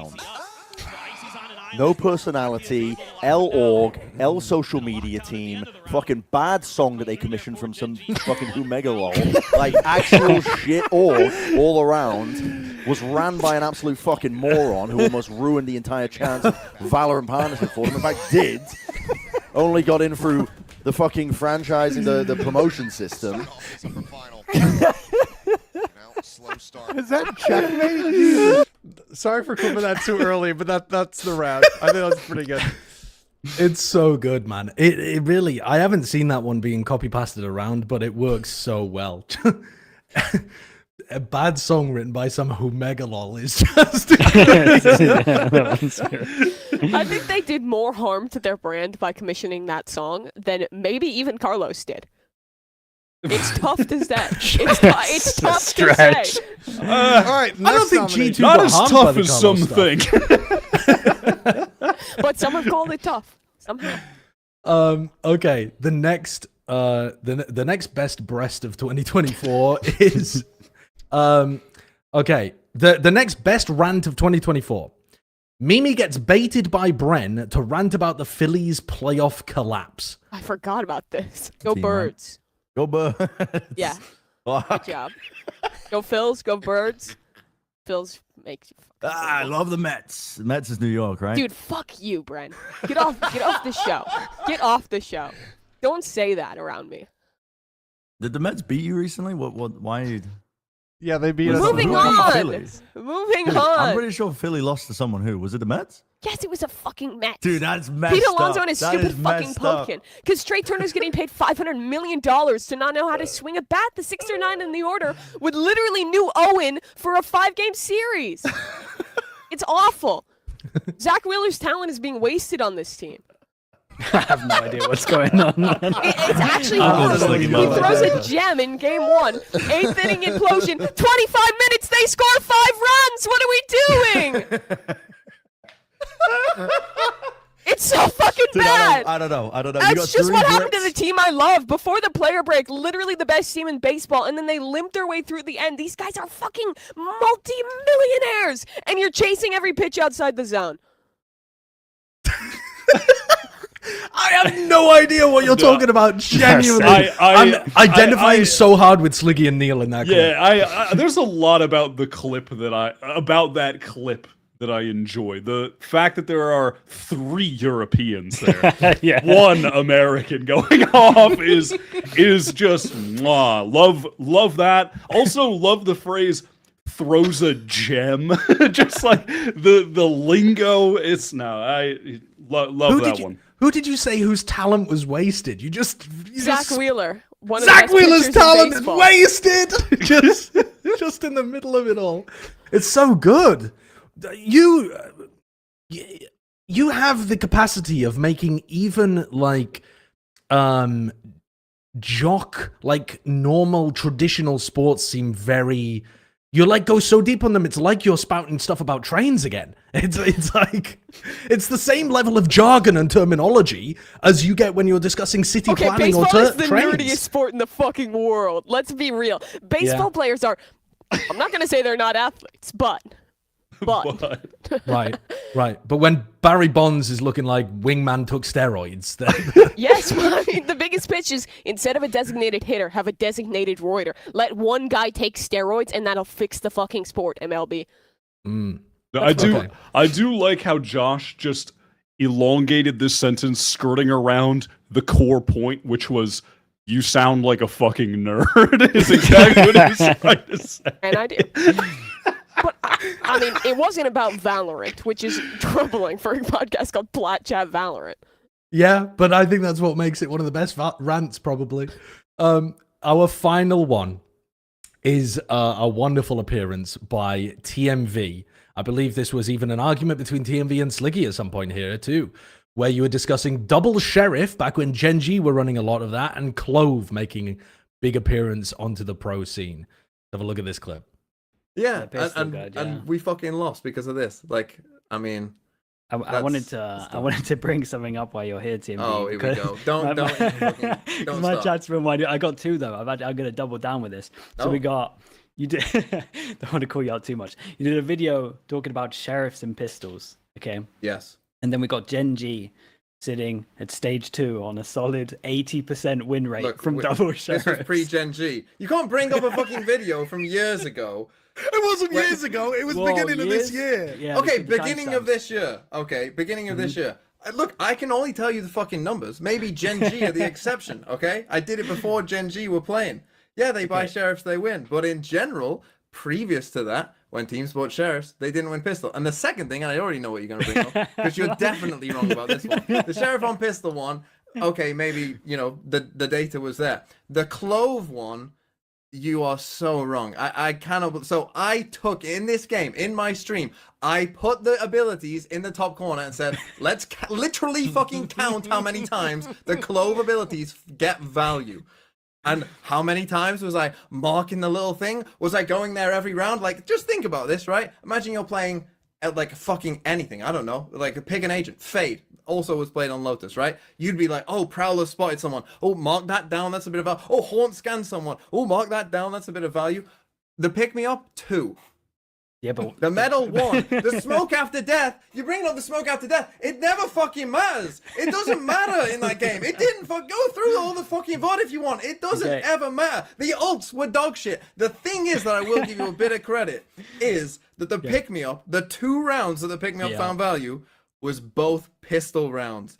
And they won the game because they won the pistol rounds because we had fucking God playing Clove, just healing up on pistols, and Secret couldn't deal with it. But that was it. The rest of the time, the agent shit. Play anything else. You want double smokes? Play Viper. You want fucking more firepower? You just want to send Primi in? Play ISO. Fucking pick anything else. I'm not having it. He just went on and on. He was losing his... You never even brought Clove up. No, he started his own rant. He knew. Yeah, he knew it was coming. Dude, I love winding this guy up. It's so literally easy. Threw a little, the tiniest piece of bait out there. Juicy little tantalizing bait. I do want to point out, I'm not sure whether it's coming this year or whether it's coming next year, but Sliggy, your reputation's being tarnished by being on this show. People are realizing that you are an instigator. You've been hiding it successfully for years now behind the calm demeanor and the ostensibly like really well organized chat that you foster, and you're not wanting shit talk to happen, on your co-streams. But you are a little instigator. You're a little shit stirrer. Yeah, you got to do that sometimes. Sometimes you just got to lay the little seeds out there and just watch them grow. It's awesome. Comes on the show to let off steam. This is how he can stay so calm on his own stream.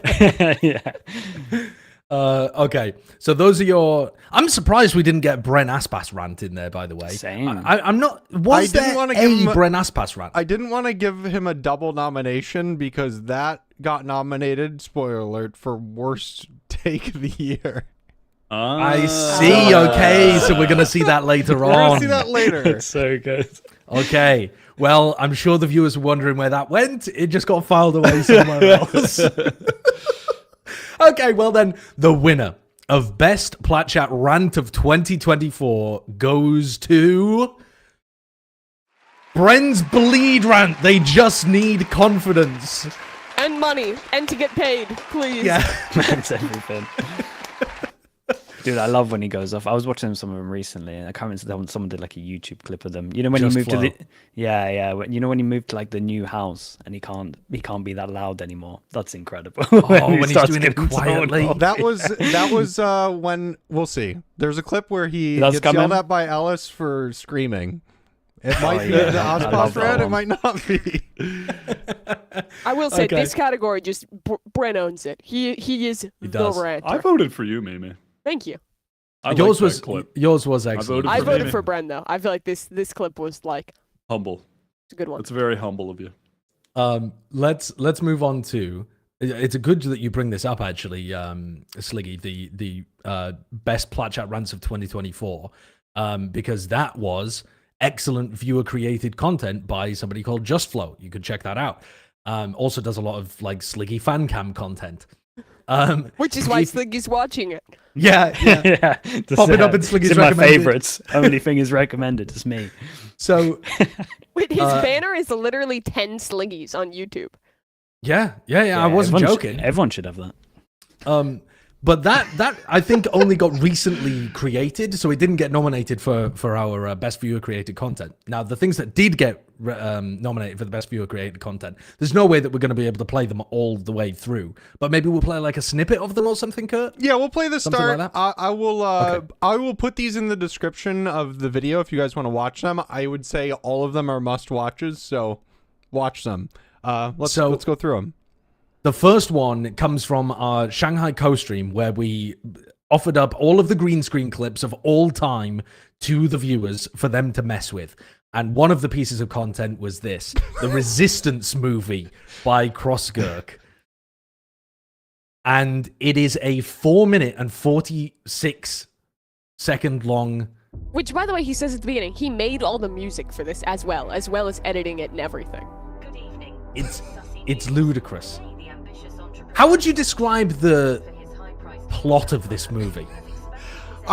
So I watched it very carefully recently, and the story basically follows Wyatt as the coach of the Plat Chat team. I thought it was the coach of Sentinels. Oh, of But Sentinels. that's Josh's team. Gel King Sideshow Josh purchases Sentinels. He's a multimillionaire who buys the company, and Wyatt is the coach of the team, has to go on this really incredible run and have a journey all the way to well, I suppose you have to watch to see. It's really, really good.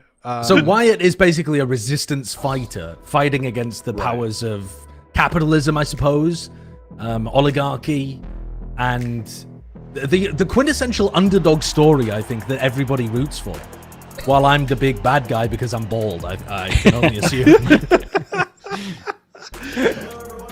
But I could watch it's this a million genuinely times, incredible. but it's good. It's incredible. All right, the next one is, and I hate to bring this one up again because the guy got mogged so badly, but it's the Egg Scramble produced by LJ Breeze. This is... I haven't listened to this in a while, but man, Sliggy has been quiet since this one dropped. Dude, you can't follow this up. Fuckhead. I like how you just call him a fuckhead at the start. I've seen the YouTube short. Yeah. Fuckhead. This is me and Wyatt coming back at you. You've thrown all my games, slandered my name. You calling me out over TikTok fame. I'm gonna club this slug and fuck up your mug. Your strats are malformed like the face of a pug. Your VCT legacy is all but a smear. Time for someone to sage out your career. I'm the prototype, stole my whole scene. I'm the original. Most of the lines, though, written by my chat. So Yeah, I was it gonna really say- was Oh, viewer no, they nailed created it. content. Yeah. Do we have the list of ghostwriters in the goddamn description for that? Couldn't possibly list them. There was so many. You might as well have used an AI voice, to be Industry's honest. backing this guy. I wonder if you could do that. I mean, you've put a lot. There's a lot of your voice out there. There is. I bet that's doable. Yeah, I bet it is. But also, the older that I get, the more my accent changes. So you'd get some weird, like, occasional northern accent slipping in, I think. Okay, the next one is Sliggy getting his revenge on Plat Chat with 8 minutes of Sliggy gaslighting Plat Chat by Just Flow. And this is essentially Sliggy acting as the instigator for like genuinely 8 minutes. And trying to ruin guarantees for 8 minutes. Oh yeah, that's the main part of this actually. Yeah, he is wants that to you're be trying right. to avoid guarantees. Yeah. So that's the only way you can secure them, right? I didn't realize you were this superstitious until we watched this. Oh, dude, we got crazy numbers. You seen our percentage? Ridiculous. Like, it's actually mental. It like shouldn't be possible. Sean switch. The beginning is a very good preview of the video, so we'll watch like the first 10 seconds. But this is a very good video. Want to switch? Whoa, Brent, hold up. Shots taken. No, Brent, you got to change up. No, Brent, Brent. Brent. Four of us went foot. Wait, where am I? Okay, Mimi, you got to change up. I'm not changed so many. Sean, I need you to switch. It's Sean switch. I watch it. It's just me molding about Sliggy ruining guarantees for like 90 minutes, and him just like getting his needle deeper and deeper into people. He's devious. This is because you release your own prediction videos and are on a crusade of being correct. Yeah. Am I correct? I do my pick'ems before, so I can't change them. So I got to get other people to change them, and then I know that Brent's the weakest, so I just go for Brent. The supple mind. He also, though, he ended up getting like some of them right against everybody, and would only post on Twitter the ones that he got right against everybody. And then he'd at me. He'd always just at me. It was crazy. Okay, the final piece of viewer created content that was nominated is a viewer showing their first ever Valorant ace. You missed one. Did I? Oh, sorry. Oh, yes, I did. The big one. Apologies. And it was an enormous one, too.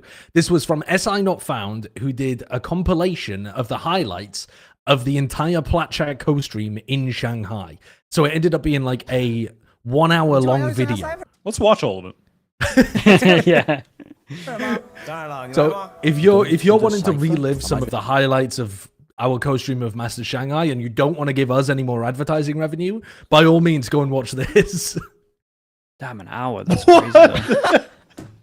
That I don't think ever happened. So it's got some AI created stuff in there as well. Is that when you got sloshed? Yes, that's when I was told to slosh Bren, I think. That was that was just like 5 minutes into the stream starting. It didn't get better. That was just there wasn't really a set off to that. It just kind of happened quickly for I can't remember why. Anyhow. You have to watch the video for the context. You have to watch the video for the context. But yeah, like Josh was saying, for the final one, we have a viewer. I just pulled this one because I just was looking at clips that people were submitting. I don't know who this person is, but they submitted this during our co-stream, and this is their first ever ace. If you made this video and submitted it to us, we'll give you credit, but I have no idea who this is. This is the viewer clip. I think it's worth watching. There's no, you didn't buy util. Didn't buy anything. What is going on here? Oh, was this a guess your rank? Yeah. You're staying on the floor, brother. This has got to be... What is going on? Okay, I mean, this is iron, the first game of Valorant played. This is iron, no? Yeah, this is the lowest rank. I'm gonna... teammates Molly in the... I'm gonna... What? Oh, what is happening? Dude, what is going on, man? What do you want a 1v4? Oh, the game is starting. I don't care. No, this we is need better. we need to see how this ends. Oh no. We need to see how this ends. What is? Oh my god! Oh my god! What? Oh my god! No way! Talk about pubs, man. This is how people play. No. What is happening? Oh my god! This is iron. Oh my Damn, god! dude. I mean, that has to be. That's an crazy. incredible clutch. That's an Not incredible God, it's ace so clutch. good. What an ace. We should have included that in Clutch of the Year. I was gonna say, yeah. It wasn't from this year. That looked like the beta, didn't it? No, that was the same. I didn't hear Bala when we were there say this is from the first game of Valorant. The first pistol round ever played. Dude, that's the clip that Riot had to watch to nerf the run and gun, the pistols. that was the one that was pushed it over the line. Aeon in the chat is taking credit for it being his clip, or their clip, I suppose. So listen, we'll believe him. Yeah, I mean, I suppose anybody could have done that. Yeah, I really think you've been one guy here, but say it's mine. But yeah, that's pretty fantastic. All right, so the best piece of viewer-created content, as voted by Plat 2024, is the Resistance movie by Crossagurk, which genuinely, the amount of effort that went into that is absolutely bonkers. All done through like Blender, made their own music and stuff. It's absurd. It is absurd. Got my vote. Truly a film. Truly a film. Got my vote because I'm the main character in it. Got my vote. Okay, let's move on then to our next award. This one's a fun one. This is worst PR move of the... Oh, wait. We've gone to worst take of the year. I misclicked. Which way do you want to go? That's the worst production mistake is that. And then... Okay. So the next award is worst PR move of the year. So, of course, it's not going to be necessarily a clip of this, but wider context surrounding some move that somebody's made this year. Our nominations, mostly done by our members again through the Discord. The first nomination, Boostio publicly complaining about 100 Thieves sponsor obligations and having to wake up before 10 a.m. or whatever the hell he said. On the 25th, I have another 4-hour shoot at 7 a.m. 100T does not want us to win, by the way. 100T does not give a fuck if we win. They do not care. That's basically it. That's just... It's wild. Imagine saying that about your just org. any Man, player. crazy. He's like the IGL, like the leader of the team on an organization, and he's just on his stream, puts down the 100 Thieves spray. 100 Thieves doesn't want us to fucking win. Just unbelievable. Absolutely crashing out. I mean, over having to... The thing is, though, what time is he actually expected to work till the night before? Probably like 10, 11 p.m., something like that. Isn't that fairly standard in like US scrim times? Sure, probably and then playing some ranked afterwards as well. Yeah. Okay, so maybe he could get to bed and have a good night's sleep. But the idea that you would like crash out on stream about it and then cause a PR disaster where Nature had to get in touch with him publicly. Like, Nature's such a public owner. They did. They had to go get frozen yogurt. Yeah, and he did the live reaction on his stream to the stream. That was a funny saga. This is really, though, it's incredible that this keeps happening. A piece of advice to any player out there, or really anyone working in esports that isn't some shitty menial job. I would suggest not complaining publicly about the hours you're working, even if it is legitimately very grueling. No one will ever be on your side or give a shit because you're playing a video game. So fucking zip those lips and shut the fuck up. Like, no one is ever going to be on your side. Even if you're totally right and the hours are grueling and it's not a good situation, like, it's never going to happen. Not a good idea. Very true. Extremely true. Next worst PR move of the year is, I mean, it's a doozy and it's a recent one. Cloud9 sign Rossi, then cut Rossi, and then cut Moose 1 month before kickoff begins.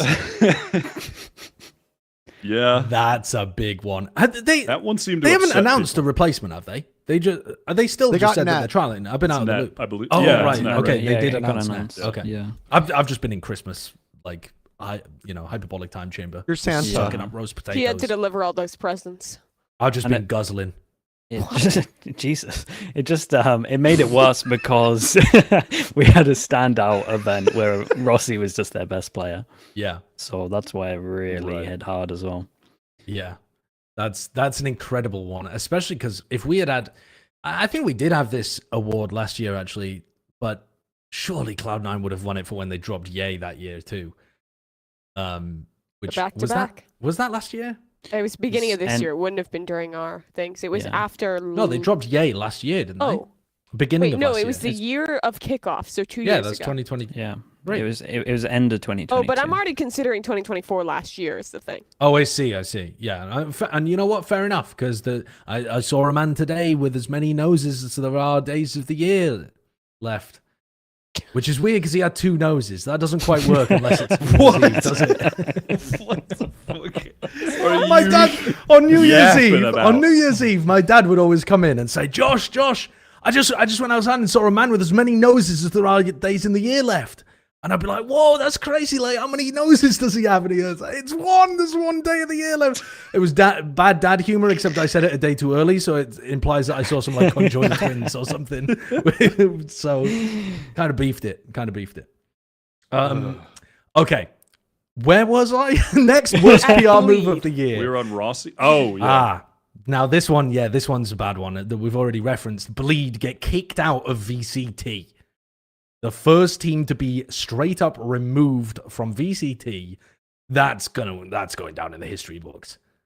That's a tough one when you try to pay your players in bonk coin or whatever the fuck they were using as currency.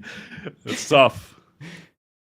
Yeah, I wasn't. It came out of the. I mean, at least for me, it came out of the blue as well. I remember just for people that didn't have any insight, this was huge because I didn't think they were gonna get rid of anyone. Because obviously we had like the EG stuff, right? Whereas like they're kind of trapped in salaries, and everyone was like, oh, maybe like they're gonna get like warnings and stuff. And there was some like Furia things where they're spending money on the other team. Or was it MIBR? I can't remember.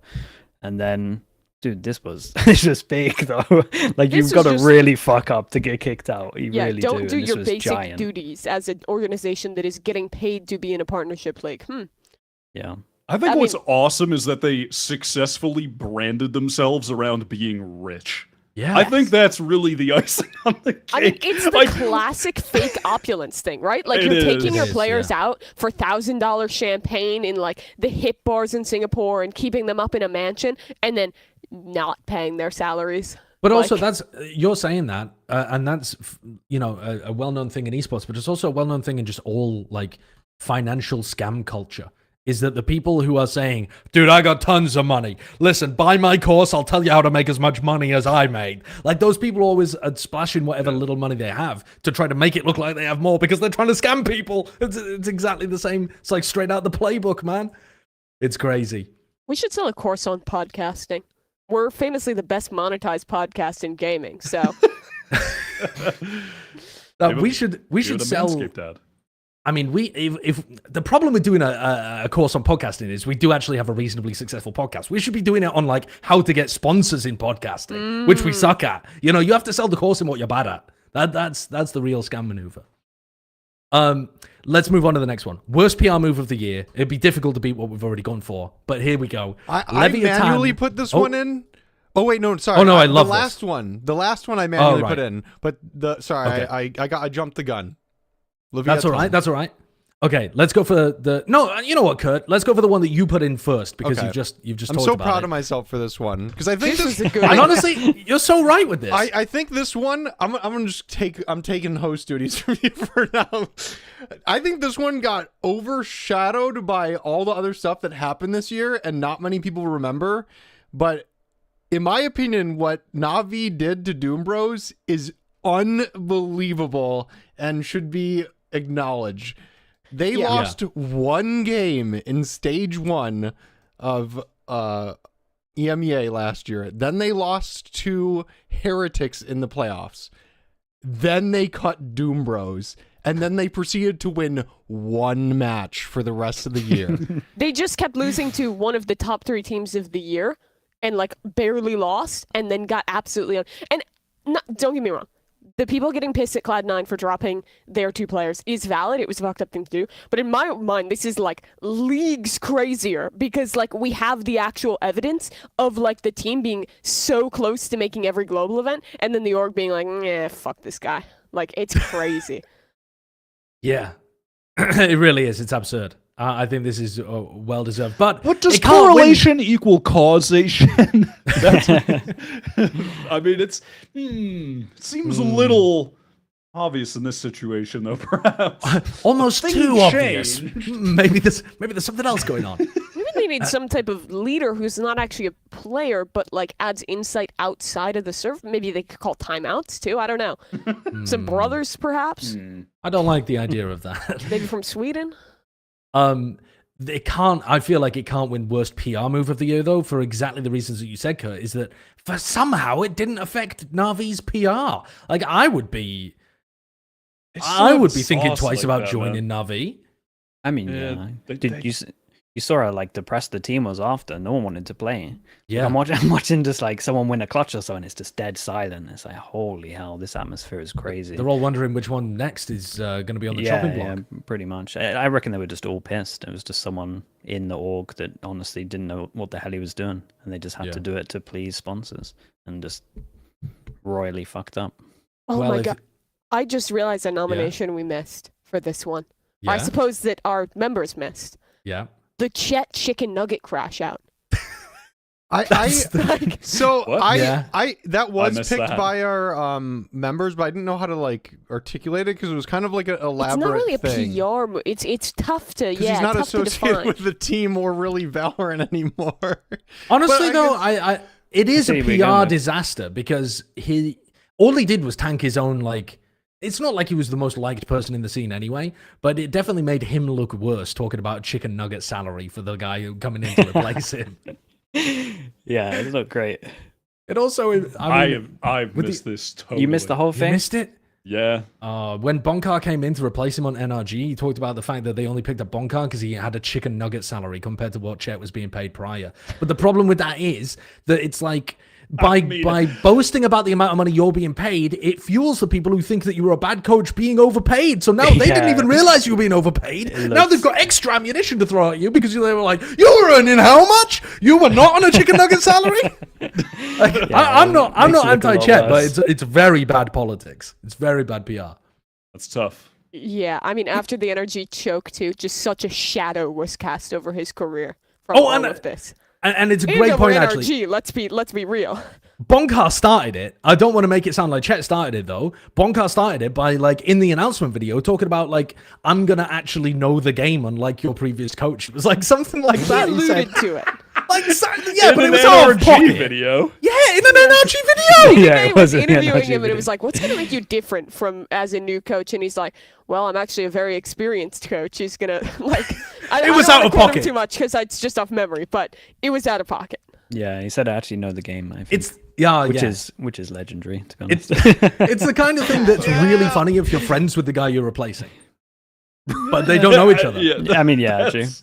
Yeah, so it's not really funny for them, but it makes it really funny for us, and I appreciate that. Okay, God, that's sorry. dumb as hell. Let's go to the last nomination though for worst PR move of the year. It's a great category.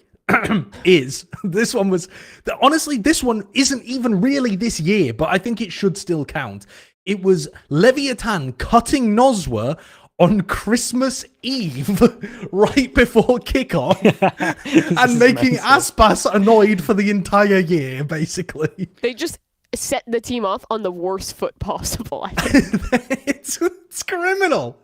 This move is This is a sleeper pick for the worst PR move of the year, and personally, I believe that the first domino that is kicked over, we are yet to see the full repercussions of. Years down the line, we may look back on this moment as something that, kind of kicked off an entirely different era. Because had Noswar been there, had the vibes been perfect, who knows? Who knows what we may have seen? The MIBR Lev game is going to be awesome next year. Like, we have to get it. It's going to be sick. Yeah. It's going to be so good. Because he definitely had a grudge for the whole thing, because he literally left and then joined a team with him. Like, that's a whole year grudge to finally get some redemption now. It's going to be awesome. It's crazy as well because people who are stone cold like Aspas, I always think have like a cold kind of anger that just festers within them. They're not passionate and then it like blazes out in a little thing of heat, kind of like Boostio, right? Boostio, he gets annoyed on stream like, and then he's just back to his old like good jolly self in the 100 Thieves games. Whereas Aspas is sat there every time he puts back his chair, he's thinking, these motherfuckers, not let me play with Noswa. Holding that grudge. All right, the winner then of worst PR move of the year, as voted by Plat Chat, goes to. Wait for it. I gotta press some buttons. This one's really complicated. Oh my god. There we go. Bleed getting kicked from VCT. Getting keist. Oh yeah, getting keist from VCT. Keist. Congratulations They got to Bleed. keist. What a moment for them. Right, yeah, wow. They Their CEO's gonna have to come out of hiding to claim his reward. That's how we get them. Yeah, that's how you get I don't know if he's in hiding. Oh fuck. I mean, he I does actually Go on. didn't vote for that one because for some reason I mentally couldn't even associate it with just being a bad PR move. Like last year, I think it was you know what's his name? He's the fucking failed Brandy manosphere influencer that was the lead of G2. Oh, Carlos? Yeah, him. That was a horrendous PR move. Yeah. Bleed scammed their employees and the organization has crumbled. Is this even a PR? I'm not sure if that's a PR move necessarily. Yeah. Like that is in its own horrendous category. So personally, I voted for, and this might be recency bias, but for the Rossi C9 one, I feel like for whatever reason that has kicked up far more of a social media storm than the other kind of like PR roster move things on this list. The bleed one aside. I'm not sure if that's recency bias, but it does feel that way to me. I'm kind of surprised, to be honest, how much people cared about it. Because it's Cloud9. Like, yeah. Yeah. I mean, yeah, I get what you're saying. It is. I mean, this is an org getting kicked out, though. Like, I get what you're saying. Like, we're actually going for like PR stuff, but I feel like in terms of this is yeah, giant. no, I mean, it's like, if this is considered a worst PR move of the year, it's winning the worst PR move of Valorant so far, just generally of esports. Really, next year we should do an award for best crime of the year. And you know what? We would have enough nominations. Yeah, we actually would. Yeah, we would. That's the bad thing. That's the bad part. Yeah.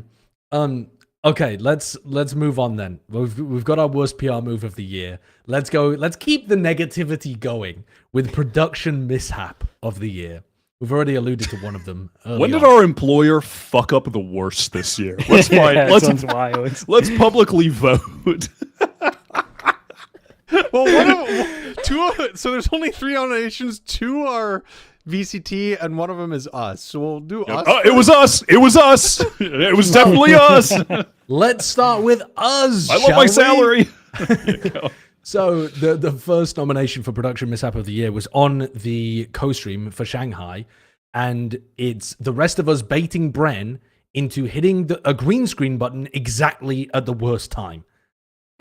You're indulging me? For the clip, listen, we have a full. You have a lot of time. Go ahead and play it right now. Just go ahead right now. Wait, it's gonna feel good. Wait, this is about to happen. He's about to TP. He is. He hit the TP. Start the game. I told you the old was coming. I didn't even hear what Wyatt was saying. Why did we? I mean, it was a ludicrous play as well. Meteor was throwing his teleport from A main into their spawn to try to just randomly pick a timing to like TP behind them and get a kill. He tried it that round and he tried it in like a previous round as well. And Bren just warms up and then hits the button. Exactly at the wrong time. He'd never make it as an observer, Slicky. Yeah, I mean, I was going to say it's Prius level stuffs, really. Yeah. Classic. We don't have a Prius. Like, we should have a Prius category, really. No, he's finally learned, yeah. 20 years of observing. It's the first year he hasn't been nominated. It's crazy. And our next nomination is the simple 1v2 clutch attempt from IEM Katowice 2014. Well, our next one is not a cameraman error or an observer error. It is, in fact, from the first match of Pacific Kickoff in 2024, when people are at their most excited to get back in after a super long off-season. 6 hours of tech pauses. This VOD is 11 hours and 54 minutes long. Holy. It's out. Were you live streaming this? Were you co-streaming this? Yeah, and this is when I was just collecting. I was calling myself the raid boss because everyone was giving up, and I was just so adamant that I wasn't going to give up. I got like 7 raids, and I was just spamming ads. I was just non-stop spamming ads, collecting raids. I had like about 7 raids. I had loads. I had like 4,000 people watching for 6-hour tech pause. It was incredible. What were you doing to entertain them other than the adverts? At one point, we were looking at flights to get me out there so I could fix it. I had this. I was getting this out, and this is a referee shirt. So I was saying that I was going to bring my PC, have the Riot referee shirt on. Comedy. Yeah, it was prop comedy. That's kind of what we alluded to. And then I just kept on calling myself the raid boss. That took about 4 hours. No, I can't remember what I did. 4 hours of content. 4 hours. Oh of yeah, content no, we was just calling really yourself milked the raid it. boss. We really milked it. Yeah, I think I sat at it for the whole time just watching. To be honest, it was right. And if you think you grind hard, you fucking don't. If you're not spamming ads through a 6-hour tech pause, you just don't grind hard enough. It was right at the start. It was like the first game, right? Yeah, yeah. Literally the first game of Pacific. Yeah, I went through it a bit. It was the first game. There's like 3 hours, and then they're like, all right, game's good to go. And then it just breaks immediately again. You know how like in 3 production, hours. they have like all of their footage ready just in case they get a tech pause, and like they just use up all of their footage within the first 40 minutes, and they're like, oh, now what do we do? Yeah. We've got nothing. Just repeat the same videos. Like a really, really good production will have enough prepped to cover like a half hour, an hour maybe of pause, and that's like an incredibly good production team. You're never covering 6 hours. I think we watched that, like, what was it, like, night market video with, like, Seth in the suit in the bar, maybe 18 times. Yeah, that was the one we were doing a little counter. It was mental how many times it was. And that was a long video as well. It was like 20 minutes, 18 minutes. It's also the most likely time for tech pauses to happen is actually at the very beginning of the season, because you haven't had that, like, you know, you haven't worked Test the kinks out. Yeah, you haven't had a test run or anything. So get ready, baby. This year again, 2025. We can't beat 6 hours. It has to be the record. There's nothing that could be this. I'm surprised they just didn't stop the event, to be honest. Just give up. Just cancel UCT. Yeah, dude, 4 hours in. No, not just delay it, I guess, for another day. Like at 4 hours in, someone's got to be thinking, this isn't going to happen. Like at any point. Well, apparently you weren't thinking that. I was too busy collecting the raids. Yeah, fair enough. You again directly benefited from it. Yeah. If anything, I was wanting to extend for longer. How long can we go? Our last nomination for Production Mishap of the Year is one that we alluded to earlier. It's the EMEA production. And I don't want to say observers, because this isn't the observers. This is what the community always gets wrong. It's the producer, well, probably the director, actually. Missing Shin's classic clutch and his 1v5 ace clutch. 2 different events. Both of them missed. 2 separate clutches, both not on stream. Both Shin. I got I got your reaction to the second one, because I think that's like the best way to watch it. Okay, let's have a look. I mean, it should be winnable. He has the ace clutch. Benji's This is a one start shot for the though. pull. Oh, what is that? Oh no, unbelieving! Oh no, Jesus Christ, fuck, unbelieving! Oh my god. Don't show this! What are you talking about? Show me the fucking game! Show me the game! There's no way they didn't show Shin's clutch again! There's no way! They skipped Shin's classic clutch on Sunset, and they skip his ace clutch. No, bro. No, bro. What the fuck? Dude, I was sad, man. I don't remember feeling those emotions that painfully. Holy hot damn. See, and that's is your emotion what is really selling us on this clip, or is it the clip itself? Okay, but I mean, the big. fact it was Yeah, I think it's both, twice, actually. both Shin. Honestly, it's both. And I voted for this one, so. Okay, well, there we go. Yeah, I think they were trying to do I don't know what they were doing, actually. I think there was like a delay because one of the Turkish teams had to play from home or something. So all of the games that day had to be run online. I do wonder if part of it was just like the TD having like their finger ready over the like cam of his reaction shot, It's a and just like had that in preview and just like fat fingered the cut button or something. I thought it was something to do with one of the Turkish players on Heretics or BBL having to play blaming from Turkey home. for a production mishap. That's kind of odd, Josh. Yeah, because they couldn't get visas. Yeah, I think Yeduje was home and they had to do it online. There was delay. Yeah, it's all Yeduje's fault, guys. And then, yeah, so it's Yeduje's fault. It's not the TD's fault for dropping his coffee on the board. Because it doesn't really explain why they just like cut to a random EVS replay of Woot like as it's showing. Yeah, that was panic. That was panic at that point, wasn't it? They swapped to mini boo, I think, and then they're like, hit the buttons, get back. But I think the delay was what caused it. But still, that's fucking crazy. Okay, let's reveal our winner of Production Mishap of the Year 2024. Your winner is EMEA Production missing Shin's clutches in the kickoff grand final against Team Heretics. He did win. I remember he won the Wyatt's Weekly Award that week. Yeah, at least he got something. At least he got something for God. I remember because it's that weird clip where I was spitting all over my own face.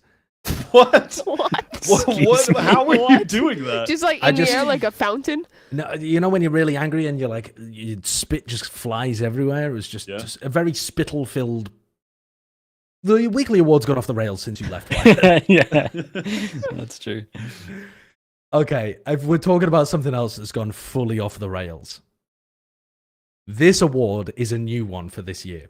And it's in honor of a very dedicated chatter who every single episode of Plat Valorant posts the demonetizing moment in the comments.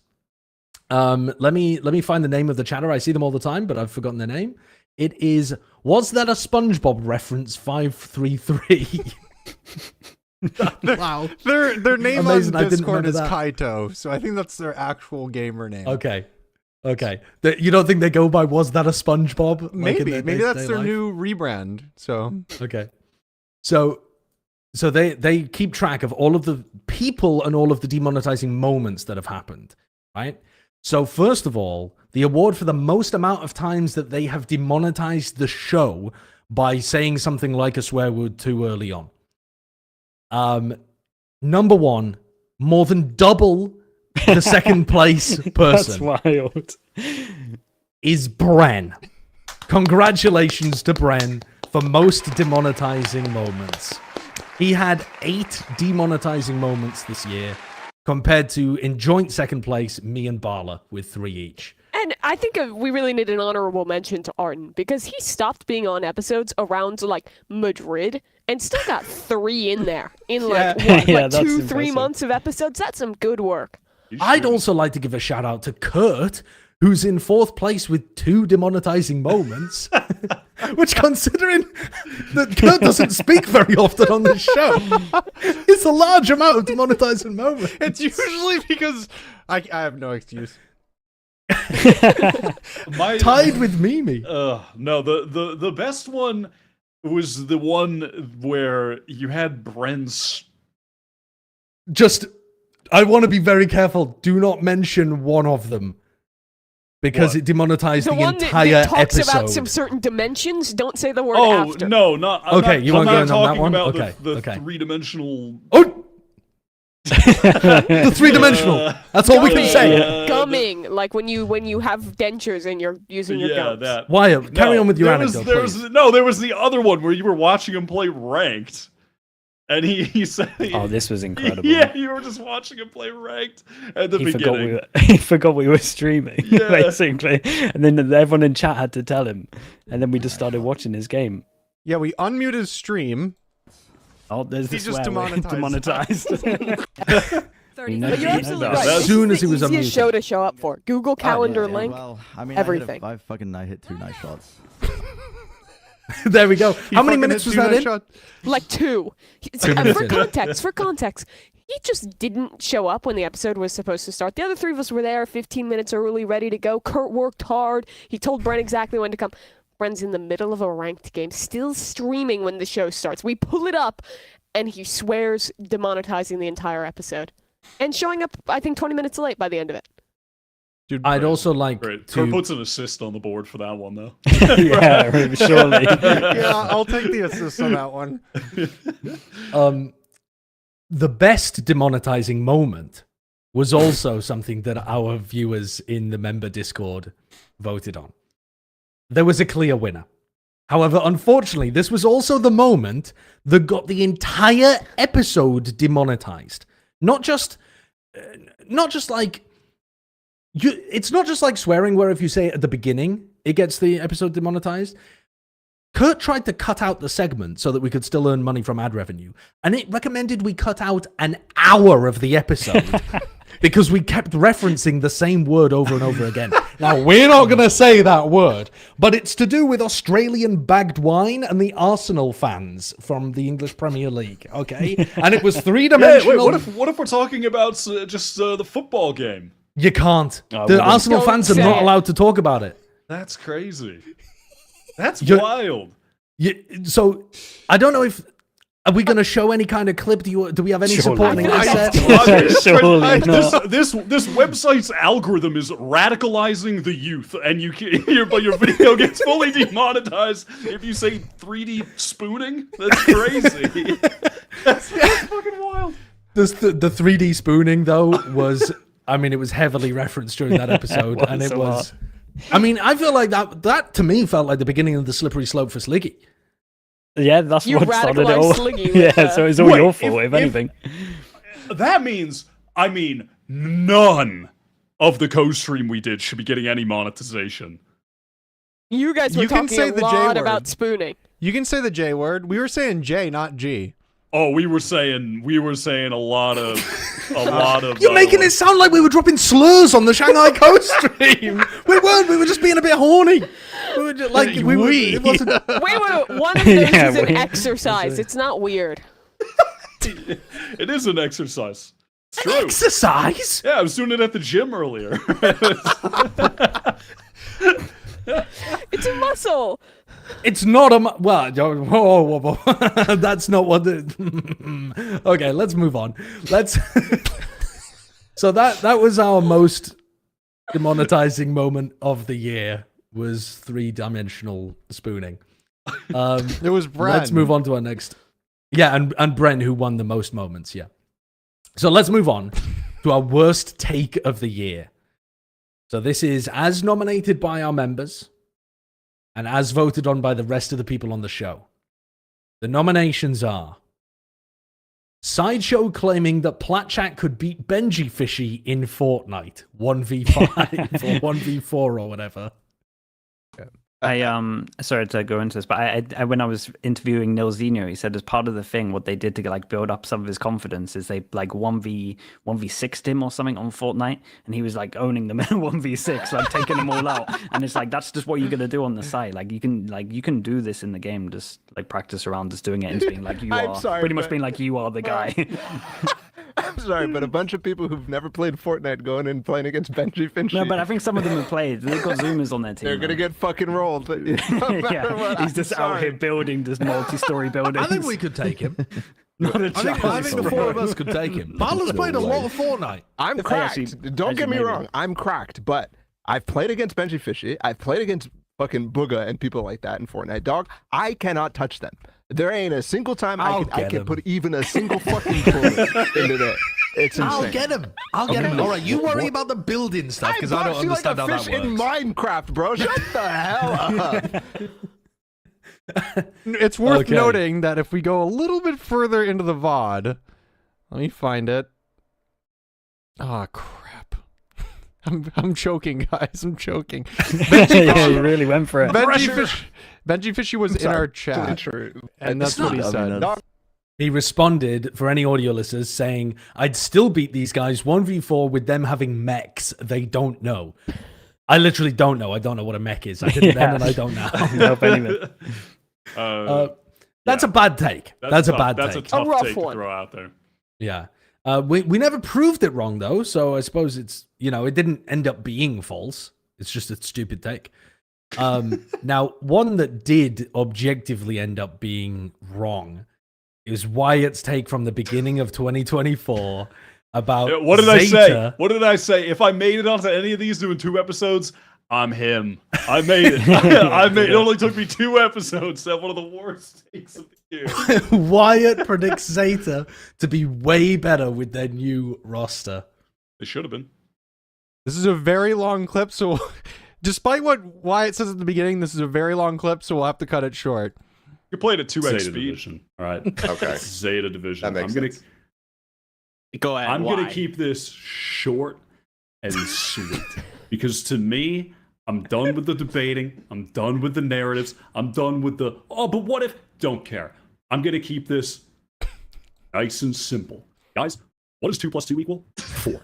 Okay. Why do I say that? Because the math here is fucking simple. Last season and for years prior, they had 2 players who were not good enough to compete at the level they were at, and it was very obvious.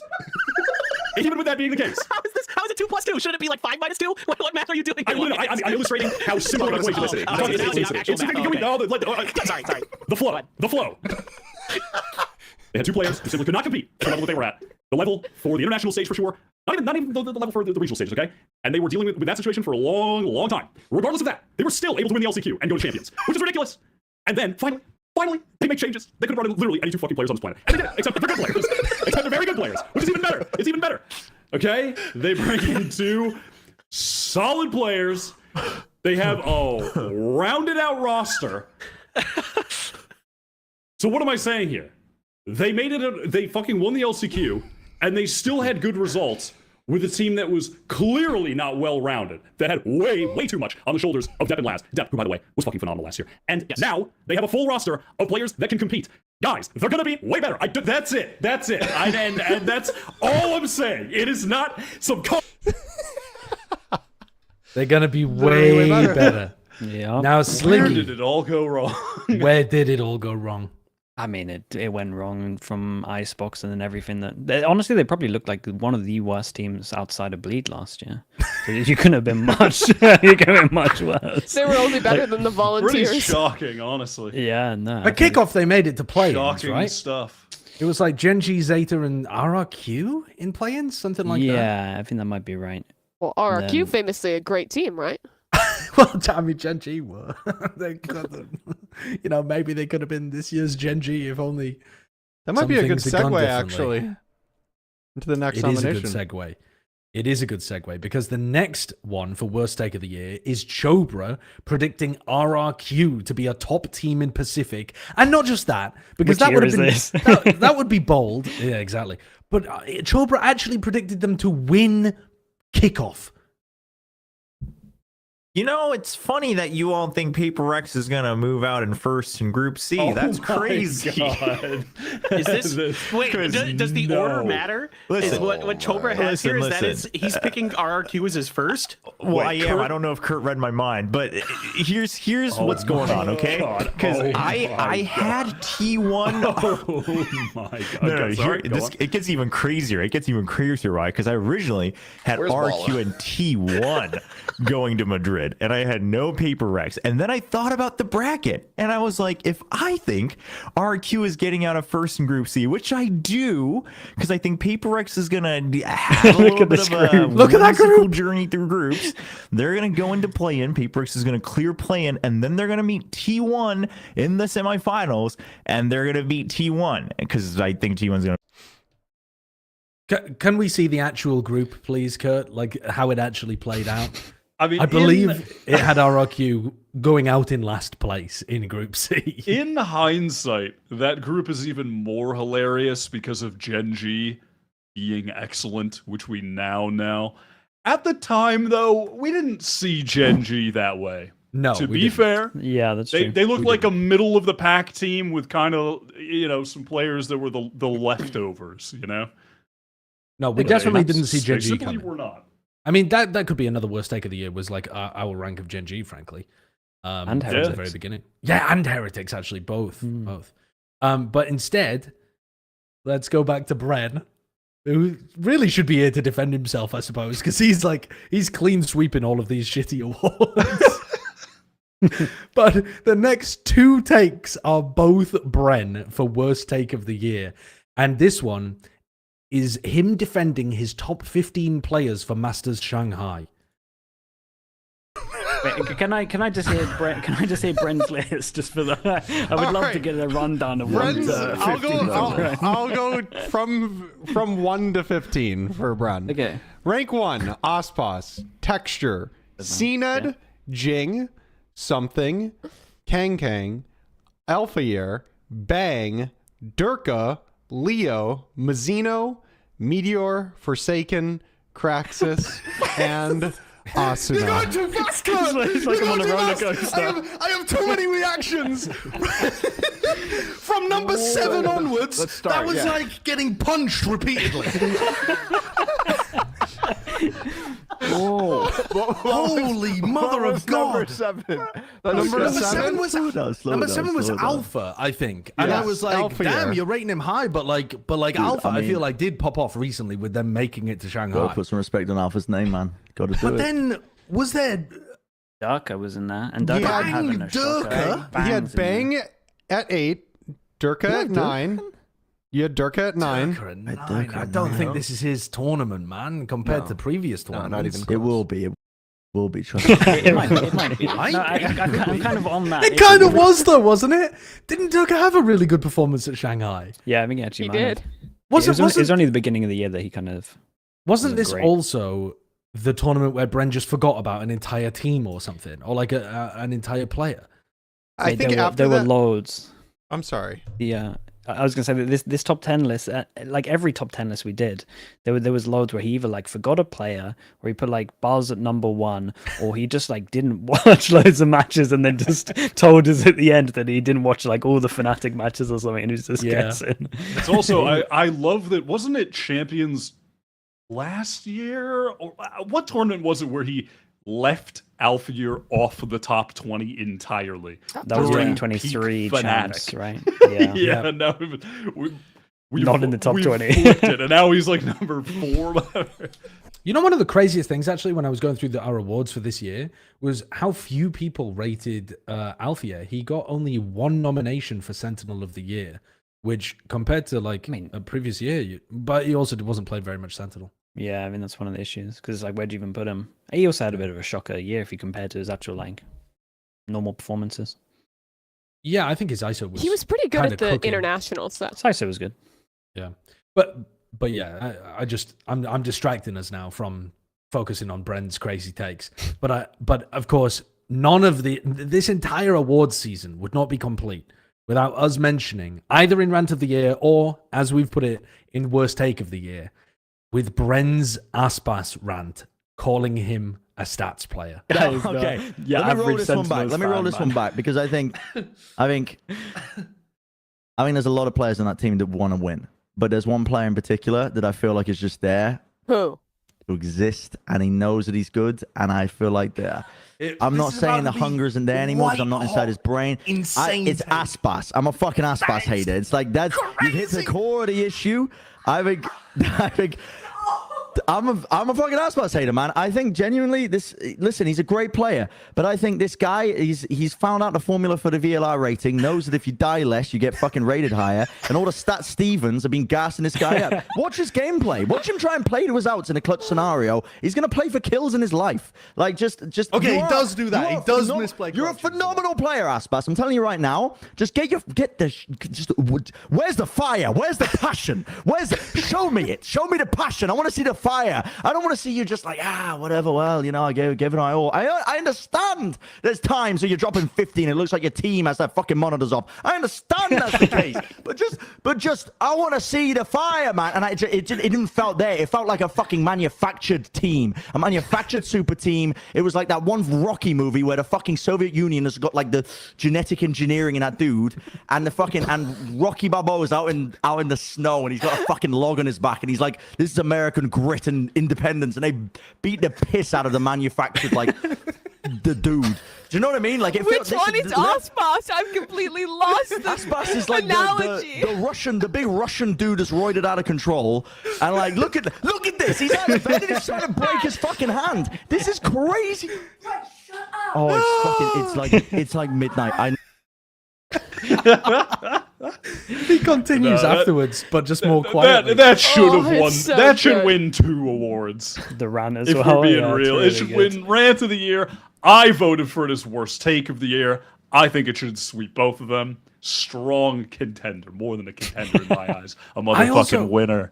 I also think it isn't the worst take of the year. I think what makes it such an incredible take is that it's got a kernel of truth within it. It's got a kernel in there where you watch Aspas in some of these like 1vx scenarios and you're like, surely you could be doing a little more to play to your outs in these spots. And you watch him versus like a Kangkong or a Zekken and you're like, you're not putting your body on the line in the same way. Like, couldn't you do more in these situations if you took a bit more risk? And yet he still puts up some of the best performances you've ever seen. So it's impossible to argue against it. We needed a man of such bravery to put his reputation, whatever shreds are left of it, on the line to say that kind of thing to the Valorant community. And I have full respect for it. In my mind, even if it wins worst take of the year. yes, it is not the worst take of the year. I don't think it's. I don't even know if it's a top worst take of the year, but it is the best rant of all of the worst takes of the year, and it'll probably win because of that. True. Well, let's have a look then. Let's have a look. The winner of worst take of 2024 is Bren's top 15 players for Masters Shanghai. God damn. Okay, so maybe that implies then that people were not as, you know, it's that thing where you poll people anonymously and they're like, actually, I do kind of believe Brent. Like, it's what you were saying though. It's because of the, like the 1v1 stuff, and because he never like sticks the defuse or gets like half of it on 1v1s. You kind of like, I get where the original plan's coming from. But dude, to be fair, that top 15 was absolutely wild. If you actually go back and you like to go back in time and look at like how people have been playing and where he was putting them was mental. What's crazy about it is too, what is probably about as accurate as our top 15 ended up being, though. Do you know what I mean? Because they're never accurate to what people actually do in the tournament. It's not like any of us had Woot as the #1 player. Yeah. Brent still won it though. We thought it was going to be for the other one, but he still won it. Still took it. He's still all that sweeping means the to me awards. is that there are other people out there who thought that Zeta Division would have been better this year. I'm not the only one. Yeah, to be fair, it's actually madness that you haven't won this. Because that has to be the worst. The thing is, everybody was agreeing with Wyatt on the episode, including me. Yeah, I thought he was spitting facts. But surely we look back at it, because I mean, the worst take is obviously you believe it in the time. True. And then you got to look back at it and be like, hold up, that was I the got worst them it could have been. with pure charisma. Yeah. Winning charisma. Okay, let's move on to one of our final awards. We have a couple extra bonus ones after this, but this is the pièce de résistance. This is what the people tune in for. We've got our funniest Plat chat moment of the year. We've actually got a bunch of nominations for this year. So we're going to play them out and then find out which one has won at the end of the day. So the first one, a very recent one, got nominated super quickly. One of the most unlikely scenarios you could get. Achilleos taxi driver gets in a car accident whilst doing Plat chat. Imagine he's a massive Valorant fan. Oh, That would be hello? amazing. And then we just that'd missed be out. crazy. Hello. Hi. Ooh, okay, Hello. all right. We've been in a collision.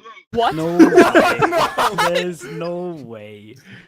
There is no way. This is scripted. This is so scripted. I'm not even joking. Oh my goodness. My driver he's out of the cab. He's very angry. Did you hit them he's or yelling at the they other hit guy you? who is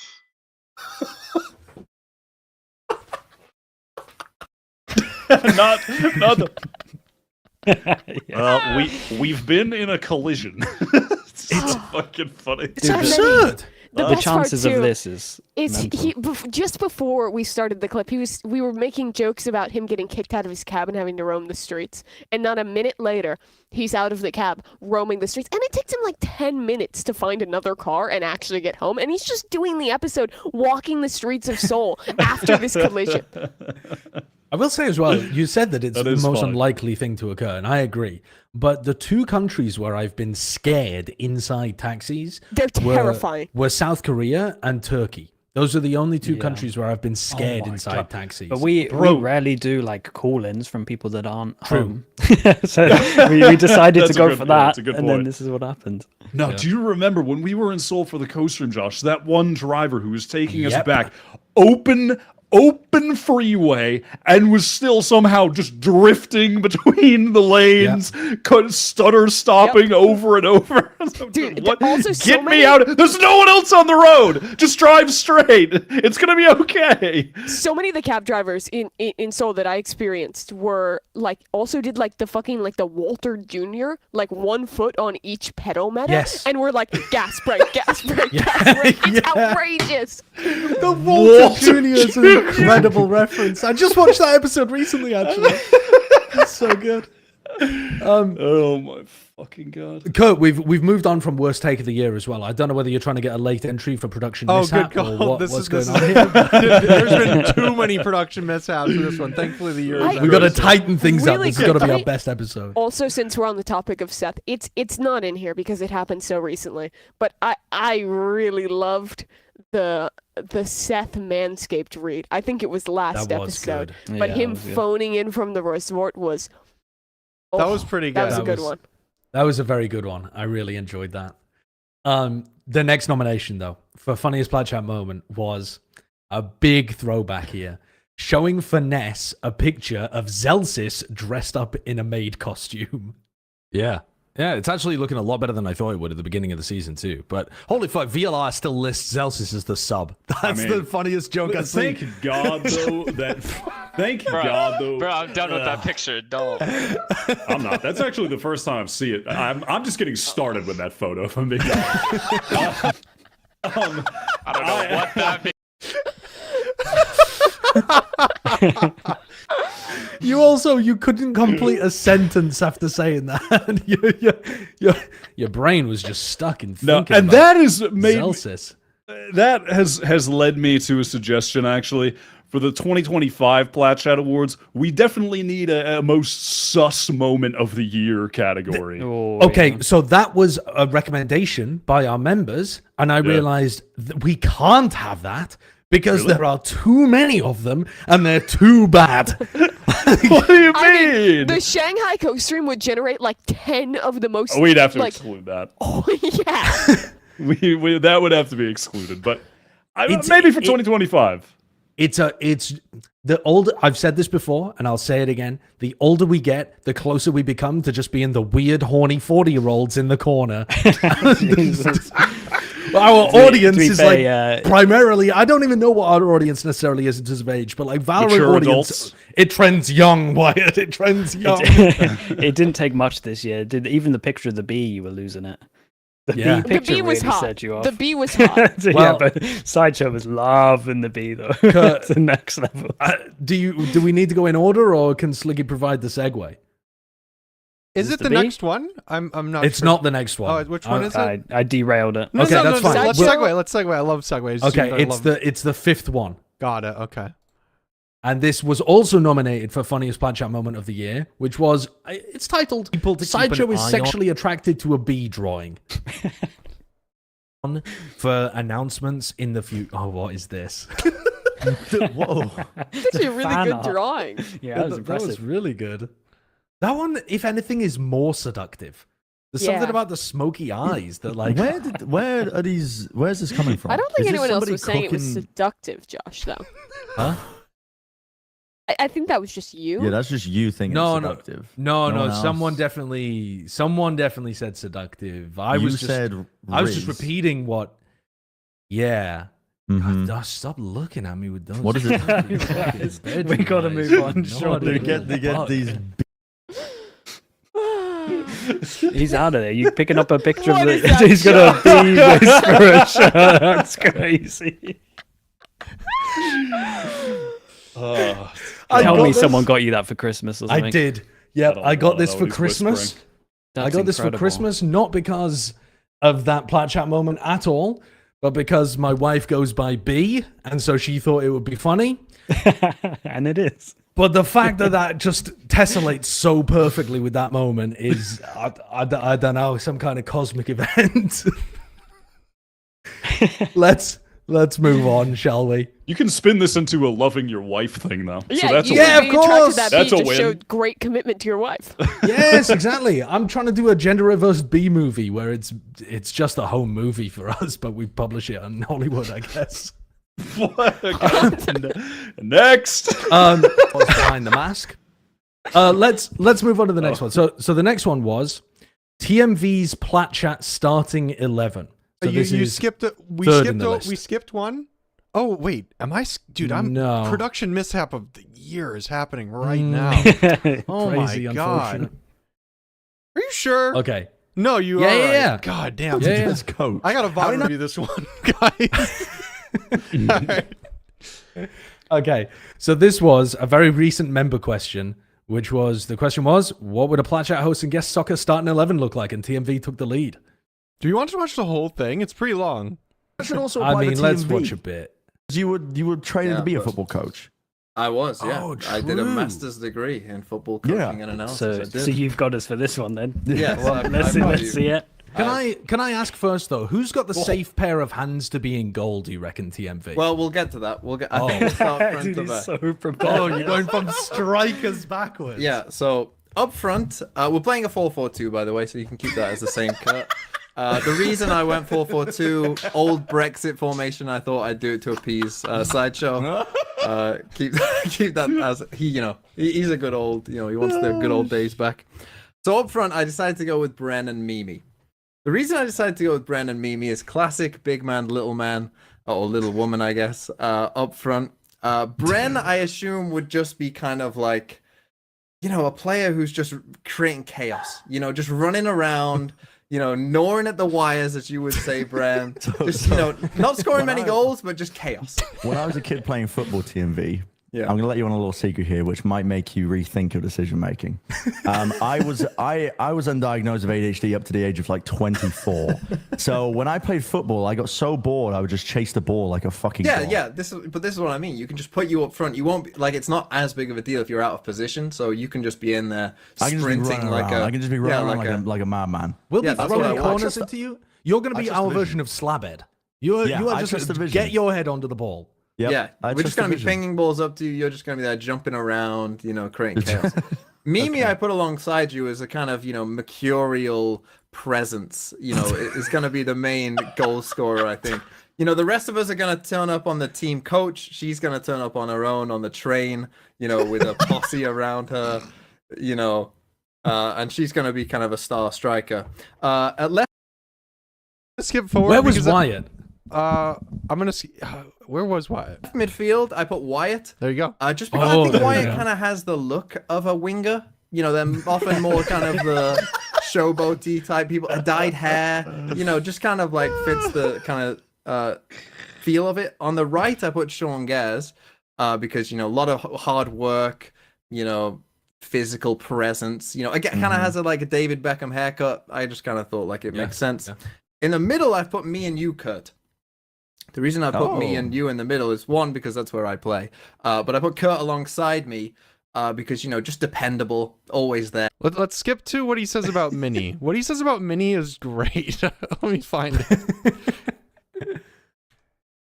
And I just thought, he looks like he's got a bit of bite to him. Can be someone with some...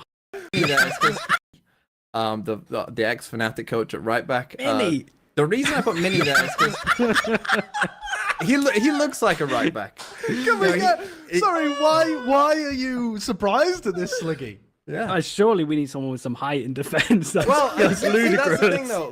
Often your fullbacks can be quite, small in stature, and I just thought, he looks like he's got a bit of bite to him. A bit of maybe, undiscovered anger deep within. But I think a right back could, unleash on people. Very good.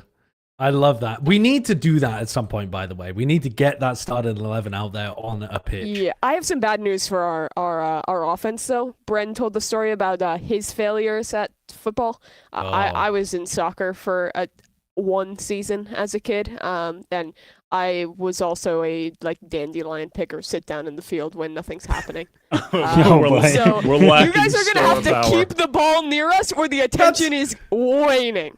That's not what he said. He said he ran after the ball, like he was staying active all the time. I just kind of sat there and chilled.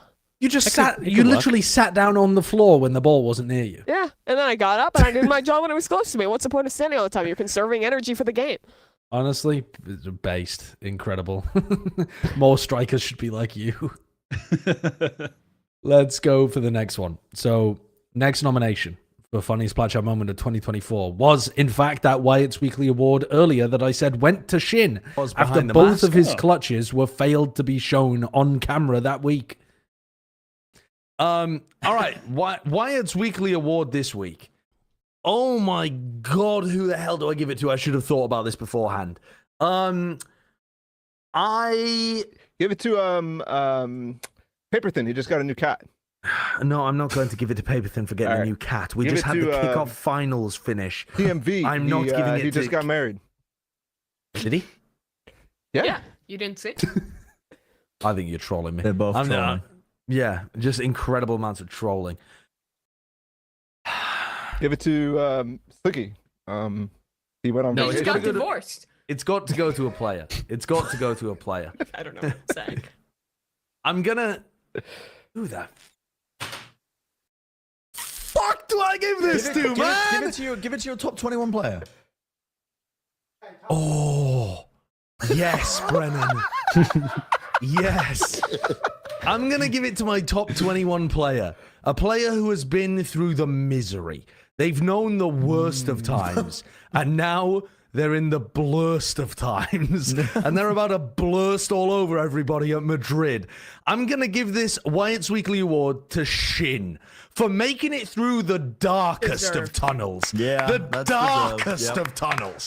And coming out the other end and looking superb. Because, yeah, I mean, they can't stop you, son. They can take away your classic clutch on Sunset. They can take away your ace clutch on Split. But they can't take away you overcoming the odds, beating out the Screaming Navarra brothers, and making a success of your life anyway. Allez blue! Allez blue! Allez blue! What color is it? Thanks for watching, everybody. See you later.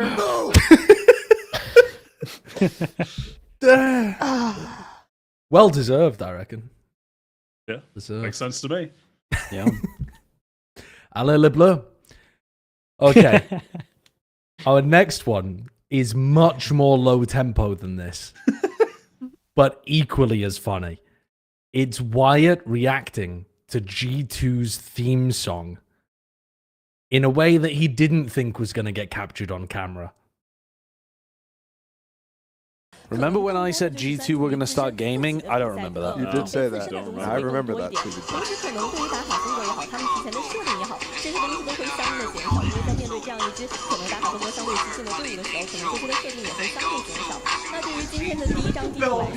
God, that is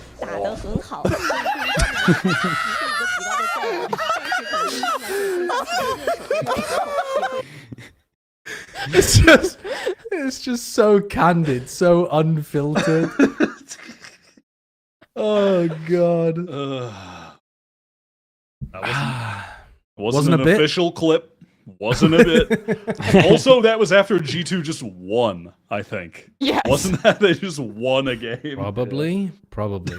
They were interviewing Jonah P after winning a game, and that's the clip that was the played. randomized over his green screen interview. clip. So it was random as well. I mean, it was just random. You know, it wasn't malicious. 200 options. Now, one could say it was malicious that Kurt clipped that and turned it into a clip. That's true. Why is it my fault? I don't know. I'm just throwing the blame. My around hands are and seeing where it sticks. I absolve myself. Here's this. This next one I had forgotten about, but holy shit, did I enjoy rewatching it. It's Bren playing out a coin flip in his head, simulating it within the world of his own brain. Look at his face. Yeah, it's incredible. We know what they're going to do and put that work in for. But outside of that, it's literally a coin flip in my head. It's a coin flip. Besides Sentinel, so he can flip the coin. But can you tell us which direction the coin lands then, Bren? Because I mean, come on, man. Heads is Sentinels, tails is Common Core. Okay, go ahead and play it out. In my head? Yes. Play the metal pipe sound. Play the metal pipe.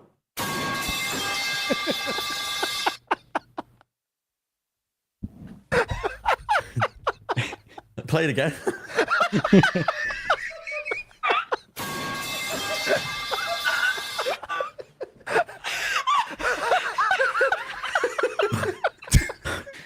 My mind's blank.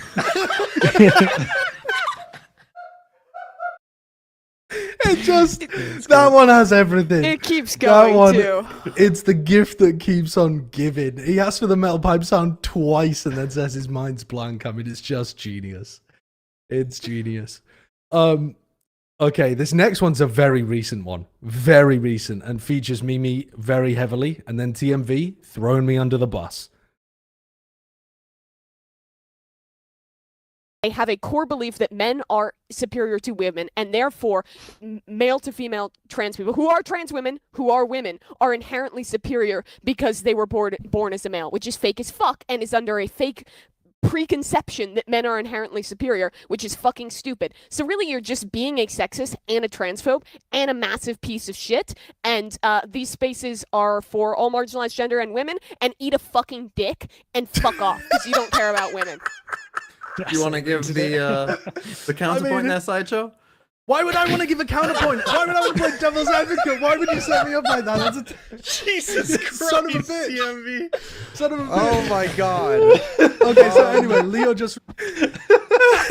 that's a great one. Savage. That's one of TMV's best, I think. That's fucking funny. That's really funny.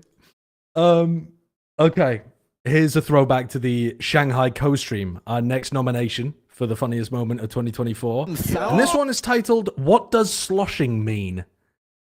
Get to sloshing! Dude, time for a slap and a slosh. Whoa! We said your head. Yeah, my head. No. Whoa! What is it? What does sloshing mean? I think I'm gonna suck on your head. I gotta. Wait, give him a little. I'm gonna give you a little slap. Are you ready for this? Yeah. I'm gonna be gentle. Okay, 3, 2, 1. Where should I come from? The back or the top? Where should I come? Why are you hearing yourself? Where? It's just... And again, if there more evidence that if there was the sus moment of the year award, it would just Yeah, be it would have 20 things. 500 nominees. It couldn't... The rest of the categories couldn't compete. I mean, that's a rough one. And you're right, Look that was at this early guy. on. Oh, hello. Aw. Kitty! Hey, buddy. What's the cat's name? Pippin. Pippin. Like from Long Stockings. Or like, is Lord Peregrine Rex, Took's name You Pippin? want to say something? Yeah. I don't know if you could hear that, Wyatt, but he was breathing heavily into the microphone. Yeah, he snores and purrs so loudly.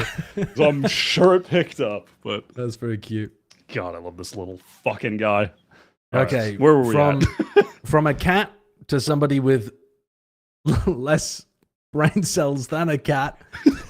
It's me trying to figure out apparently very basic Minecraft recipe this to fill some time during the Shanghai co-stream. This is so long. There's no way. I'm just going to keep clicking until something pops up. What is it? We can brute force this. We can brute force this. Surely it's something in the middle, right? Surely it's... Wait, maybe it's gold in all of the spots? Such a green square. I don't know. Bigger green square. I don't know what it is. I know roughly what it is, but I couldn't get a recipe. You couldn't get the recipe from here? I could brute force it from this. 'Cause I know what it is. Dude, I have no idea what this thing is. Can you tell Josh what it is and see if he can do it? No, it will give him too many. Oh, it's related to railway tracks. I knew it. I knew it, but I don't know how to do it. Dude, it can't be that difficult. It can't be that tough. Wait. It can't be that tough. It's got to be some combination of these things. It's got to be this kind of... Dude, I have no idea. I don't play Minecraft. I'm 42. I don't know Minecraft. Coal in the middle. It's unbelievable. Coal. Coal in the middle. No, maybe not coal. Okay, the slabs. The slabs. There's coal underneath the railway track. No. What? Yeah, there's coal underneath it. Oh no, they're going to Agent Select soon, Josh. No, sticks and stones may break my bones, but railway tracks can never hurt me. I don't know. I don't know. You're running out of time. Oh, shit and fucking piss. Dude, you keep doing the same stuff. Please use a different material. What other material, man? String. Railway tracks are not made out of sticks. I already did the sticks. No, you didn't. I did. I put the sticks in the middle. I put the sticks in the fucking middle, man. Oh, he's trolling. He's I put the sticks in the middle. trolling. I put the sticks in. I put the. What? I've already done that. No, you didn't.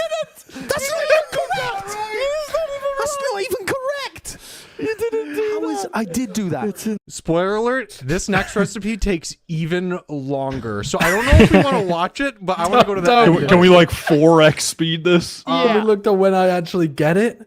As fast Josh, as you possible. are so unbelievably close. You don't even know. I skip forward. No. What's wrong? What's wrong with this guy? What is wrong with him? He knows there's not a stick in the middle. I don't understand. What is wrong with this guy, man? It's red. It's another red material. Please. I don't get it. I'm using red materials. I'm using all the red materials. I'm using all the red materials. I'm trying. I'm trying. I don't understand. I don't understand. I don't get what's going on. Please. I don't understand. Where can they even go? It doesn't make any sense. All right. Symmetry. Wait, symmetry. I'm trying. Symmetry means the same on either side. Symmetry means the same on either side. Symmetry means the same. I'm trying. I'm being symmetrical. Oh my god. He did it. Minecraft is a stupid game. Minecraft is a stupid game. It's an incredibly dumb game. That was beautiful. The problem is the game, not you continuing to put the stick in the middle where you know it can't be. It's the game's fault. No, it's the kids who are wrong. Oh my god. Josh is the smartest and the stupidest person I know, and I don't know how. It's just Minecraft. That's a great point. I don't know many people who are dumber than Josh or smarter than Josh. It's truly incredible. I'm the average man. I'm just the everyman. No, but it's never in the middle. It's either the highest highs or the lowest lows. There's no in between. Yeah, you're never just an NPC. There's always a lot going on in either direction. Yeah. Try living in this body, man. It's fucking difficult. Oh god. Okay. And there's more. Right. There Two are more. clips. Holy Two shit. more nominations. The next one is our top player for Champions Soul. Wait, but who won? No. This is still funniest moment. Oh, I was like, wait, we're doing a fucking top player of champions now? No, this was us rating people before champs. Okay. That threw me for a loop. It's going to be our spots. Let's roll it for number one. Our top player heading into Champs Soul. It is the heavy weapons guy.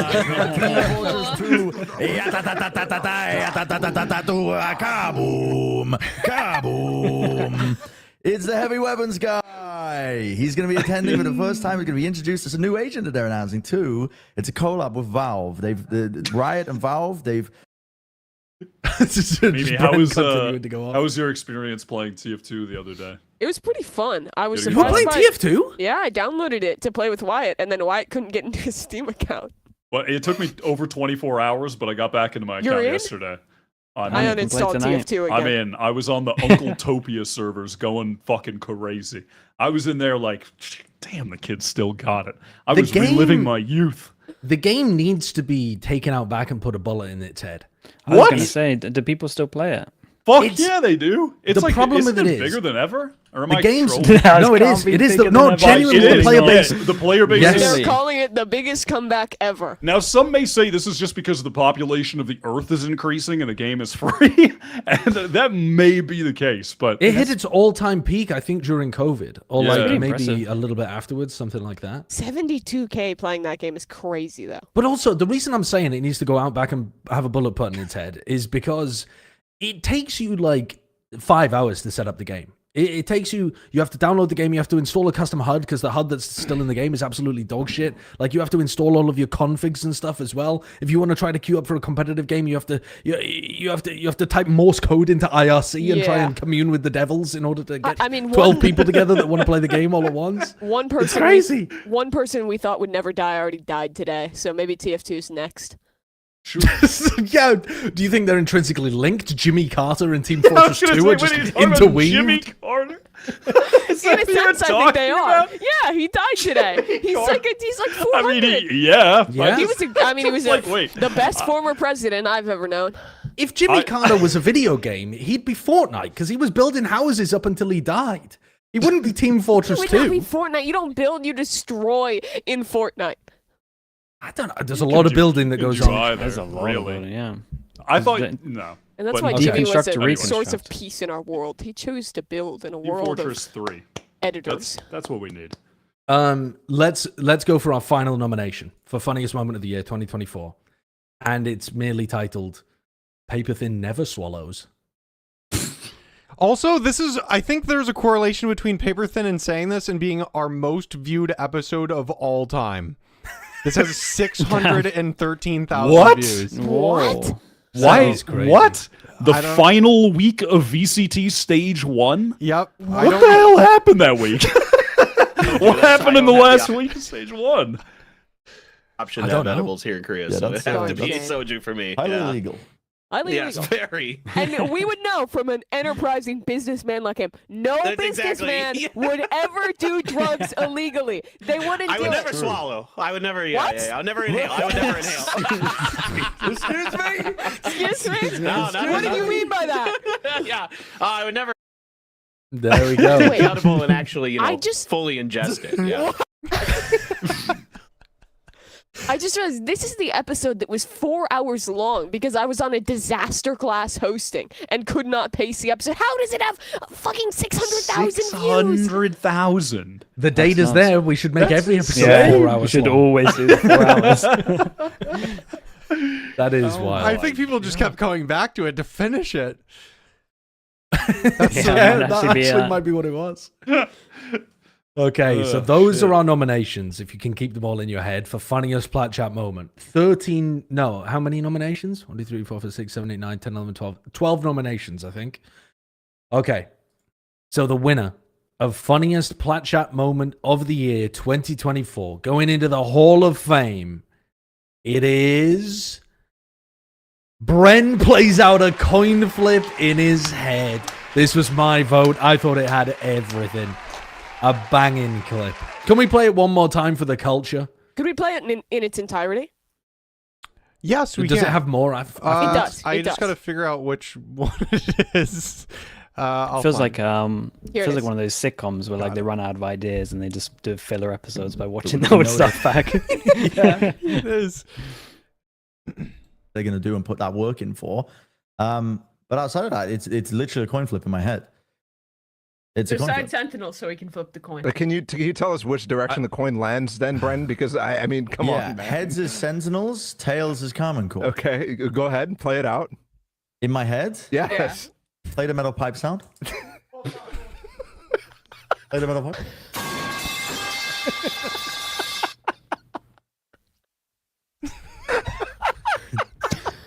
Play it again.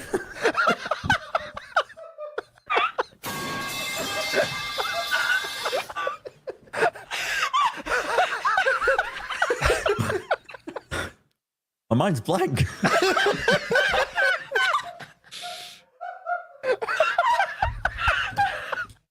It's over. A great clip. It's over. So I think that's an abstain. I think that's an abstain. We do. No, I want to flip a coin. We flip the coin for Bren's thoughts. We flip the It's Mimi says. No. Kurt's we got flip the Kurt's got coin it. for Bren's thoughts. If it's Sen, we flip the coin for the tiebreaker. Okay. But Bren needs to believe it and tell us he believes wait, it. Wait. What This do you is like mean? when you're a kid and you ask which ice cream flavor you want, and you're like, pick for me, and then when someone picks for you, you're like, wait, I don't fucking want that. What do you We mean? need that. What do you mean? What do you mean by this? So you said it's a coin flip. So Bren can't figure out that he can't flip a coin in his head. So we're trying to flip a coin for his For his head. but he can't figure out like how that works somehow. Look at the face of bewilderment. He thinks it's so good. Bala and So Sideshow confused. think it's Paper X. Yeah, Paper X. Dude, I'm trying to Carmine Core. If it flips, Wait, Bren, can you try and flip it in your head again? What are we doing here? This is Bren's opinion here. It's fucking Inception. This is really not the confusion. Bren, open your mind. Open your mind. Be one with the coin. Be one with the coin. Which one is heads? Which one is heads, Bren? I don't know. He I don't know. can't say Okay, until we flip. Sentinels is heads. No, we Sentinels is cannot. heads. And I just gotta flip the coin? Yeah, it's flipping. Who won? Don't look. Who won? Don't look. Who won? Heads. It was Sentinels. That's so good. He did it again afterwards, I think. Did it again. Yep. He literally predicts the next one. All right, well, that means He that knew we the gotta whole time. He's we the gotta flip prophet. again. My Messiah. He knew. So Sentinels is heads again, but this time it's versus Carmine Core. Oh, come on, Okay. baby. Okay. Come on, baby. God. Oh! Let's go. I never win the coin flip City, down. Oh, fair enough. I thought he called it again. I thought he he's, did too. He's not the Lisan Al Gaib. I guess he's almost the Lisan Al Gaib. Oh, all right. And our prediction was right. Sen won the tournament. It was. Thanks to all of that. That was the conclusive scientific measurement we took to make sure that we got the correct winner of Masters Madrid. And it worked. Sen won. Okay. To conclude the year of 2024, Kurt thought it would be a good idea, and I agree. I think it's a very heartwarming way to end, to give some New Year's resolutions. Wow. I guess they could be whatever you want them to be. But Mimi, if you're willing, Sure. can you start us off with a New Year's resolution for 2025?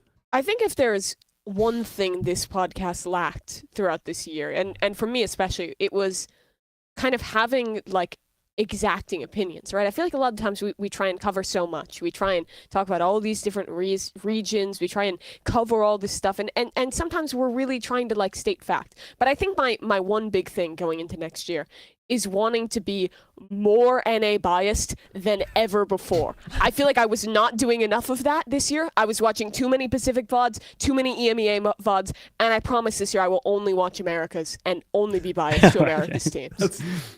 That's fantastic. I love that. That's a great resolution that I think will improve the quality of our work. Sliggy, do you have a New Year's resolution for us? I mean, kind of just repeat the whole year. I maybe watch more China VODs. Yeah, I kind of neglected China VODs. Do you know what I'd actually do? I would put more time into Coach Potatoes, because at the moment, Minnie might be homeless. So he's only got a certain amount of time that his coaching money can last him. So yeah, probably put more time into Coach Potatoes so he's not wandering the streets. Or has to go back to coaching, I guess. I've got 2 Valorant resolutions for this year coming up. And one of them is just carrying on my failed resolution from the year before, which was that I said in 2024 I was going to focus more on the Valorant YouTube channel that I made than what I was doing streaming. And I haven't released a video since I released like 4 of them at Champs. so it's been straight up 4 months since I did a video on my YouTube channel about Valorant. So I'm going to try to get back to doing that. I've got ideas, but my ideas are always too big. The second resolution that I have is to... What was my second resolution? Forgotten what my second resolution was. Never mind. That'll do then. I'll just go for one resolution. I'm fine with that. The brain Did you get fog has that? come in way too early. The fog. All right, Wyatt. What's your resolution? My resolution for 2025? In 2025, similar to you, Josh, actually, it is about YouTube content, and it is about doing far more interviews on my interview channel in 2025, because I wanted to this year, but ultimately kind of put that to the side to focus on other things, and I regret that. And so in 2025, that is a primary goal with content. Yeah, I like him. Good Dude, idea. you guys all did real ones. Fuck. Yeah.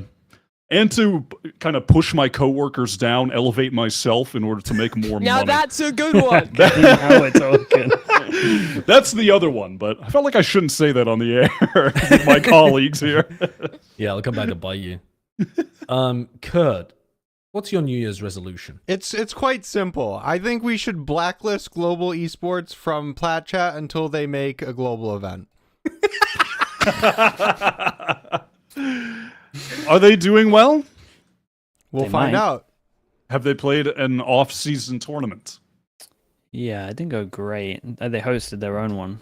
Lots of best of ones. Beer The ones. best ones, Yeah. best threes. Yeah, There was quite a few beer ones. They want to be a one though. I actually have a different New Year's resolution. This wasn't the one that I forgot about. The one I forgot about actually was that I wanted to do interviews. I remember that, like, the old back chat stuff that we used to do on this channel, I really enjoyed doing. But who knows if I'll end up doing that. But the other one that I would really like to do is that in Overwatch, we did this once where we did a live version of Plat Chat. I would like to see if it's possible to do a live version of Plat Chat at some point this year for one of the events that we go to. That's going to be one of my resolutions, is to try to figure out if that is feasible for us. Because that'd be sick. Like with if an we could. audience? With an audience, That'd be yes. sick. 'Cause I Yeah, think to that'd be clarify, very we cool. are live right now. So Yeah. But I mean, but live with an live audience, so we can in-studio have audience. I speakers see. on our Yep. stream. Yes. Oh, yeah, boy. yeah. Now we are, want, because they're going to hear it. Yeah. we want people to jump up on the stage and spear tackle Bren for having a bad time. If people are crowd surfing at the live show, no fun. Yeah. Sorry, We need I a don't mean sort of live. We mosh are doing pit. them live right now. Yeah, I mean an in-person event of it. Yeah, an in-person recording. Okay, well then that brings us on to the final award, the final segment of the entire year of 2024. And would you believe it? He's here in person. He's not in absentia. It's Wyatt's yearly award.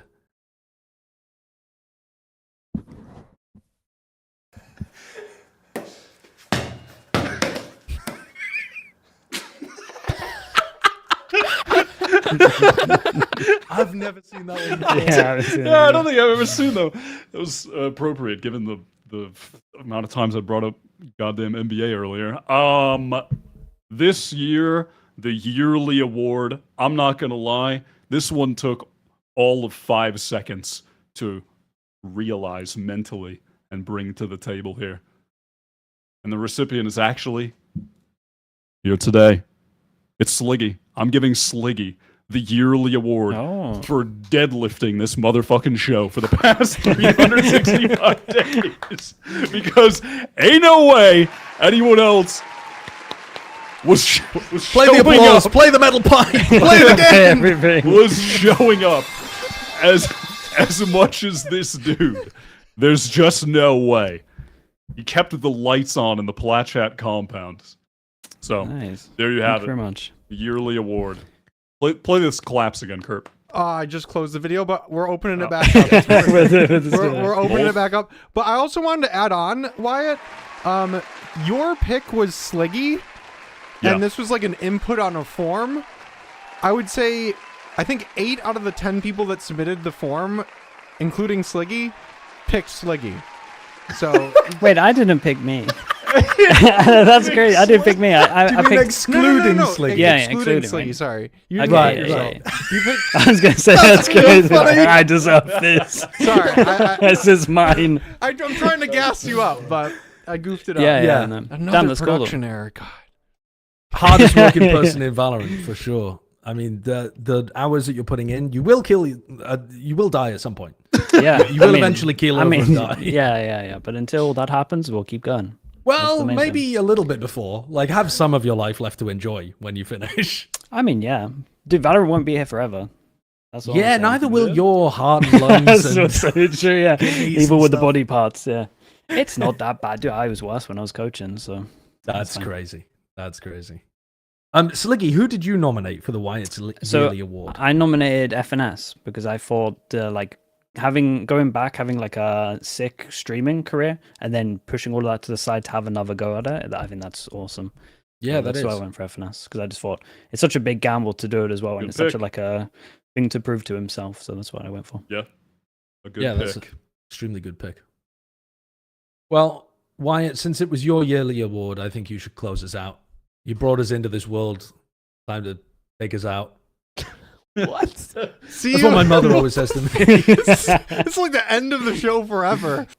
Yeah, I mean, it was a good last episode. I'm glad I could come back before we actually just cancel the show and take all of the members' money into next We're starting month. a general gaming podcast after this. Yeah, we'll be talking about Marvel Rivals, all of the new PS5 releases. That'll be exciting. Oh, I'm sure we'll get a lot of people tuning in. Of course, we will simply capture the whole of esports audiences by making a general esports podcast. Time and time again, that has been proven to work by multi-million-dollar company funding. We're only going to be talking about the Saudi World Cup is our new podcast. Yes. That's the Yeah. one tournament we're discussing. Are we talking about that next week? Yep. Yeah. Oh, fun. Oh, joyous day. Damn, we're done. That's crazy. I can't believe. It's too bad this wasn't episode 200. That would have been nice to round out the year on, but also that's cool to start the next year on. It is cool episode to start 200. on. I was going to say tomorrow we could just like turn the stream on for 5 minutes and just shout like, ooh, jelk, jelk, and then just turn it off again and like do Say that's episode 200. episode 200. Yeah, that was just the whole of episode 200. Y'all still doing that? Y'all still jelking? Is that still a No. topic of discussion? No, I moved on? had some permanent injuries due to that. Bad form, huh? Yeah. weren't getting your This quads is why you into it always properly. get a spotter when you exercise. Yep. Someone's got to hold it. All right. We'll what? We'll see you. We'll see you guys. Episode 200. Happy New Year. We'll see you in 2025. Goodbye.